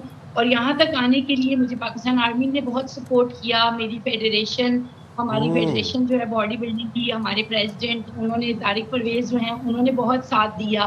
और मेरे साथ साथ इसमें मेरे पेरेंट्स की दुआएं, मेरे फैमिली की सपोर्ट, मेरी नेबरहुड, मेरी फ्रेंड, सबका हाथ है, मेरा अकेली का नहीं। वाह, अच्छा ये बताइएगा सदफ हमें कि कितने ममालिक के खिलाड़ी आपके साथ इस मुकाबले में शरीक थे, कितने ममालिक के जो खिलाड़ी थे उनको आपने शिकस्त दी, ज़ेर किया और फिर ये तमगा अपने नाम किया? ہمارے ساتھ فیمیلز کی پارٹیسپینٹ تھی آلموسٹ 54 کنٹریز آئے ہوئے تھے, لیکن جن پارٹیسپیٹ جو میں نے پارٹیسپیٹ کیا تھا جس ایونٹ میں, اس میں 18 ویمنس تھیں, اور اس میں مڈل ایسٹ سے بھی لوگ تھے اور یورپ سے بھی کنٹریز سے بھی آئے ہوئے تھے, مختلف کنٹریز سے لوگ آئے تھے, پورے آل اوور دی ورلڈ آئے ہوئے تھے لوگ, اور اچھا لگا الحمدللہ کہ یہاں پہ آ کے ہم نے پرفارم کیا. اچھا, آپ کا تعلق پاک آرمی سے ہے, تو ذرا بتائیے گا, اب ظاہر ہے اس کے بعد ادارے کی جانب سے کتنی پذیرائی مل رہی ہے, اور پھر ہمیں تھوڑا سا اپنے سفر کے بارے میں بھی بتائیے گا, کیسے شروع ہوا یہ؟ جی, مجھے ساری سپورٹ جو ہے وہ پاکستان آرمی کی طرف سے ملا, اور اس کے بعد میں نے آپ کو بتایا باڈی بلڈنگ فیڈریشن جو ہے اس میں ہمارے پریزیڈنٹ طارق پرویز جو ہیں انہوں نے بھی ساتھ دیا. اس میں یہ کہ مجھے پلیٹ فارم تو آرمی نے دیا, میں ان کی طرف سے پریکٹس کرتی تھی اور اپنے ایونٹ کے لیے پارٹیسپیٹ کرنے کے لیے گئی. تو وہاں پہ جا کر پاکستان آرمی نے ہمارے پاس ایک فٹنس سینٹر ہے, لائک فٹنس اسپورٹس کے اوپر بھی پاکستان آرمی کام کر رہی ہے. تو یہ میرے لیے اچھی بات یہ تھی کہ فٹنس اسپورٹس کو لے کر لیڈیز کی طرف سے سامنے پلیٹ فارم آیا اور ہم کوئی اچھا پرفارم کر رہے ہیں. تو میں یہ سمجھتی ہوں کہ لیڈیز کو اگر کمپٹیشن ملتے رہیں انٹرنیشنلی, اگر گورنمنٹ بھی سپورٹ کرے, جب آپ جیت کے آتے ہیں تھوڑا سا گورنمنٹ کا بھی کام ہے کہ وہ سپورٹ کرے, تو پھر ہم لوگ بہت اچھا اور پرفارم کر سکتے ہیں. ابھی اتنے سے مطلب فیسلٹیز اور ہونی چاہیے, انوائرمنٹ اور اچھا ہوتا جائے, تو لیڈیز آگے آئیں گی اور بہت اچھا آپ کے سامنے رزلٹ آئے گا. اور صدف, آپ کو ایک یہ بھی اعزاز حاصل ہے کہ انٹرنیشنل اولمپک کمیٹی میں آپ سلیکٹ ہونے والی پاکستان کی طرف سے پہلی خاتون ہیں. تو اس سلیکشن اور اپنی خدمات جو آپ نے اس کمیٹی کے لیے کی ہیں اس بارے میں بتائیے گا. الحمدللہ, اللہ تعالیٰ, میں اس قابل تو نہیں ہوں بٹ میں عام سے بھی عام ہوں, لیکن اللہ تعالیٰ نے مجھے موقع دیا. میرے ایمز ہائی تھے, گولز ٹارگٹ سیٹ کیا ہوا تھا, بیکاز آف یہ کہ all over the world women کام کر رہی ہیں اور ہماری کنٹری میں اتنا زیادہ کام نہیں ہو رہا. تو میں نے سوچا کہ پاکستان کی طرف سے ایک ہسٹری کی بنائی جائے, because I have 3 kids also, and میں نے کہا کہ ایک ہسٹری بنانے کا ٹائم ہے, پاکستان کسی طریقے سے اوپر آ سکتا ہے. اور میں نے آپ کو بتایا کہ میں سلیکشن میری فیڈریشن نے کی تھی, بیکاز میں نے پاکستان میں 8 گولڈ میڈلز پہلے لے چکی ہوں نیشنلز میں. تو وہ ہمارے جو پریزیڈنٹ ہیں طارق پرویز, انہوں نے مجھے یہ پلیٹ فارم دیا کہ میں ورلڈ لیول پہ آ کر کمپیٹ کروں, اور انہیں بھی میں نے الحمدللہ بیٹر کرنے کی کوشش کی. لیکن اگر اسی طرح میں اپنے فوکس سیٹ کرتی رہوں گی, اور انشاءاللہ ہوپس ہو کہ آگے آنے والے کچھ سالوں میں اور نیکسٹ ایئر میں پاکستان کے لیے گولڈ میڈل جیت کے لاؤں, وہ میرے لیے اور اعزاز کی بات ہوگی انشاءاللہ. ہم دعا گو ہیں. تھینک یو سو مچ. صدف صدیقی ہمارے ساتھ تھی بھائی, اور عالمی اولمپک کوچنگ بھی انہوں نے کی ہوئی ہے. میں نے ویسے دیکھا کہ صدف کی خواتین موسٹلی اسپورٹس میں بڑی انوالوڈ ہوتی ہیں نا, like you are also very much into cricket میں, اور کرکٹ کا T20 ورلڈ کپ آنے والا ہے. کیا بات, کیا یاد کرا دیا ویسے میں نے. ہم جہاں پر سپورٹس کی بات کر ہی رہے ہیں, کرکٹ پہ بھی جائیں گے, حوصلہ کریں. ہم جائیں گے, پہلے آپ کو بتائیں گے کراچی میں رفتار اور مہارت کی جنگ ہوئی. وہ آپ سوچ رہے ہوں گے کیا ہوا. جناب, فراٹے بھرتی گاڑیوں میں آگے نکلنے کی ریس ہوئی, اور 1.2 کلومیٹر کے ٹریک پر ہونے والی رفتار کی جنگ شامی سعید نے جیت لی, اپنے نام کی. فاتح ڈرائیور نے ہب آٹو کراس ریلی میں ٹریک 47.54 سیکنڈ میں طے کیا, اور ساتھ ہی فاسٹسٹ ڈے کا ایوارڈ بھی اپنے نام کیا. اچھا, پریپیئرڈ بی کیٹیگری میں عمر کھوڑو فاتح رہے, اور راکی کیٹیگری دانیل احمد نے جیتی, اور ریس میں شریک واحد خاتون تھی جی لائبہ حسین, وہ بھی 7ویں نمبر پر آئی. تو بھائی ویسے یہ جو گاڑیاں ہیں یہ ان میں کچھ جدت لائی جاتی ہے. جی صدف, یہ ہیویلی ماڈیفائڈ گاڑیاں ہوتی ہیں. ان کے انجن سے لے کے ان کے ایوری تھنگ, ٹائرز تک, every thing is modified and heavily modified.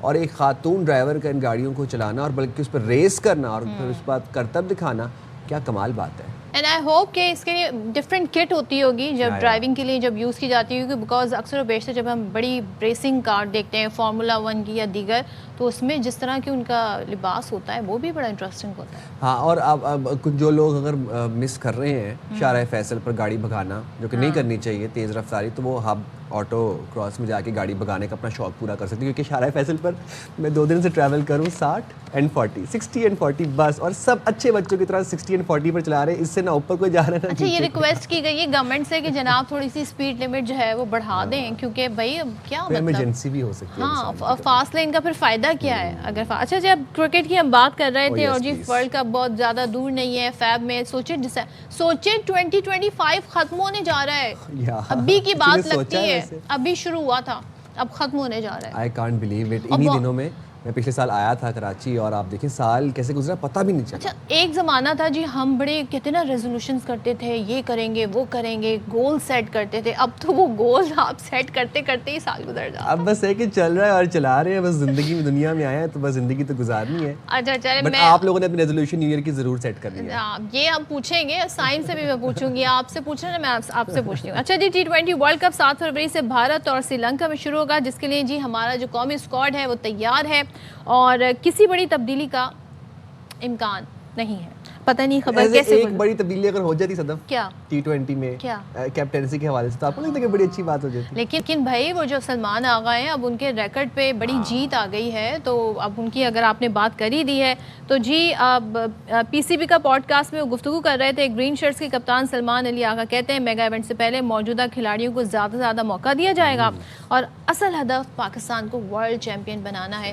اللہ کرے ایسا ہی ہو سن لیتے ہو کیا کہہ رہے ہیں جی اچھا صدف ہم ویسے سنتے رہتے ہیں ہمارے ملک میں بھی 5G آئے گا بہت سے ممالک 4G آگے ہے 4G ابھی ہم 4G پہ ویسے بہت سے ممالک ہیں جو کہ ابھی جتن کر رہے ہیں ابھی ایسے فونز لانچ کر رہے ہیں جن کے بارے میں کہا جا رہا ہے کہ یہ 5G کو سپورٹ کریں گے ابھی 5G تک بات ہے لیکن چائنا نے جناب 10G لانچ کر دیا ہے and by 10G direct 10G and by 10G آئی مین کہ آپ اس کی کیپیسٹی کا اندازہ لگائیں کہ آپ ایک 4K proper full fledge video within 3 to 4 seconds download کر سکتے ہیں اور جناب یہ ہواوے کمپنی اور چائنا یونیکام کے اشتراک سے 10G لانچ کیا گیا ہے ایلون مسک کتنے پریشان ہوں گے آپ سوچیں ایلون مسک کیا اسٹار لنک لے کر آ رہے ہیں پھر وہ کبھی کہتے ہیں جی مارس پہ وہ آبادی کو بسائیں گے پھر وہ اپنی جو ان کی ٹیسلا کار ہے اس کے جواب میں BID لے کر آ گئے چائنیز اور ڈیپ سیک آ گئی تو اس سے جی چیٹ GPT والے پریشان ہیں تو یہ جو جھٹکے پہ جھٹکے مل رہے ہیں اب اس کا کیا کرے ویسے ہی ڈونلڈ ٹرمپ صاحب جو ہیں وہ کافی پریشان ہیں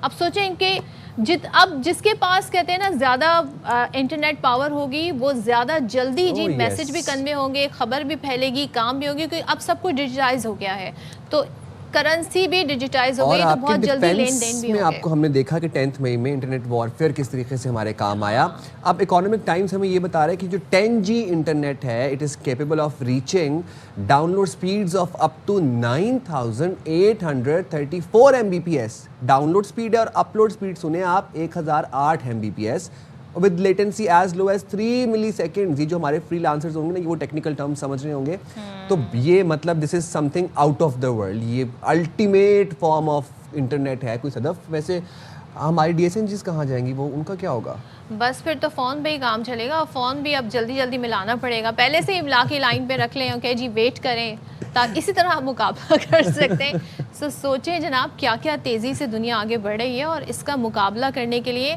سب کو اپ گریڈ کرنا پڑے گا اور ہمیں جی انٹرنیٹ کی سپیڈ آنی پڑے گی ایسا نہیں ہوتا کبھی کبھی وہ شارک جو ہے کیبل کھا جاتی ہے کبھی کچھ ہو جاتا ہے کیونکہ اس سے جو آپ کا فری لانس ہے جو آپ کا IT سیکٹر ہے وہ بہت متاثر ہوتا ہے ہم تو 2G سے بھی نیچے کہیں پر چل رہے ہیں پتہ نہیں 1.5 GB پہ کہیں پہ چل رہے ہیں میرے خیال سے so we need to upgrade our internet as well اور انٹرنیٹ اپ گریڈ کرنے سے زیادہ امپورٹنٹ یہ کہ انٹرنیٹ کی فراہمی اس وقت بہت بڑا ایشو ہے کہ انٹرنیٹ ہمیں پراپر اچھے اس پہ ویو لینتھ پہ فراہم گلچ آ جاتے ہیں نا ان کو ایڈریس کرنے کی ضرورت ہے اچھا جی جب ہم اب ذرا آپ کو ایسی بھی بات نہیں ہے ہمارے جو ٹیلی ویژن کا دور ہے جو ہماری فلم کا دور خاص طور پہ بات کریں بڑا زبردست رہا ہے ماضی کا تو پاکستان فلم انڈسٹری کے اگر ہم کہتے ہیں نا گولڈن پیریڈ یا گولڈن ایرا جسے کہا جاتا ہے ان کے ایکٹرز کی بات کریں تو مقبول اداکارہ رانی آج ان کی سالگرہ کا دن ہے اور سلور اسکرین پر انہوں نے اپنی بہترین پرفارمنس سے سب کے دلوں پر راج بھی کیا اور 8 دسمبر 1946 کو لاہور میں پیدا ہوئی اصل نام ان کا ناصرہ تھا مگر 1962 میں انہوں نے رانی کے نام سے فلمی دنیا میں قدم رکھا 27 مئی 1993 کو وہ کراچی میں انتقال ویسے وہ بھی کیا دور تھا جب کاٹے نہ کٹے رتیا لوگ سنا کرتے تھے اب تو خیر مطلب اب کیا اب تو بلاکا کر کے سو جاتے ہیں آرام سے میں تو بھائی آرام سے اپنے سو جاتی ہوں کوئی ایسی خرافات کی طرف نہیں جاتی میں ہم اس کے ساتھ ہمیں دیں اجازت پروگرام کا وقت ہوا ہے ختم ملاقات ہوگی آپ سے بہت زیادہ خیال رکھیے گا پاکستان زندہ باد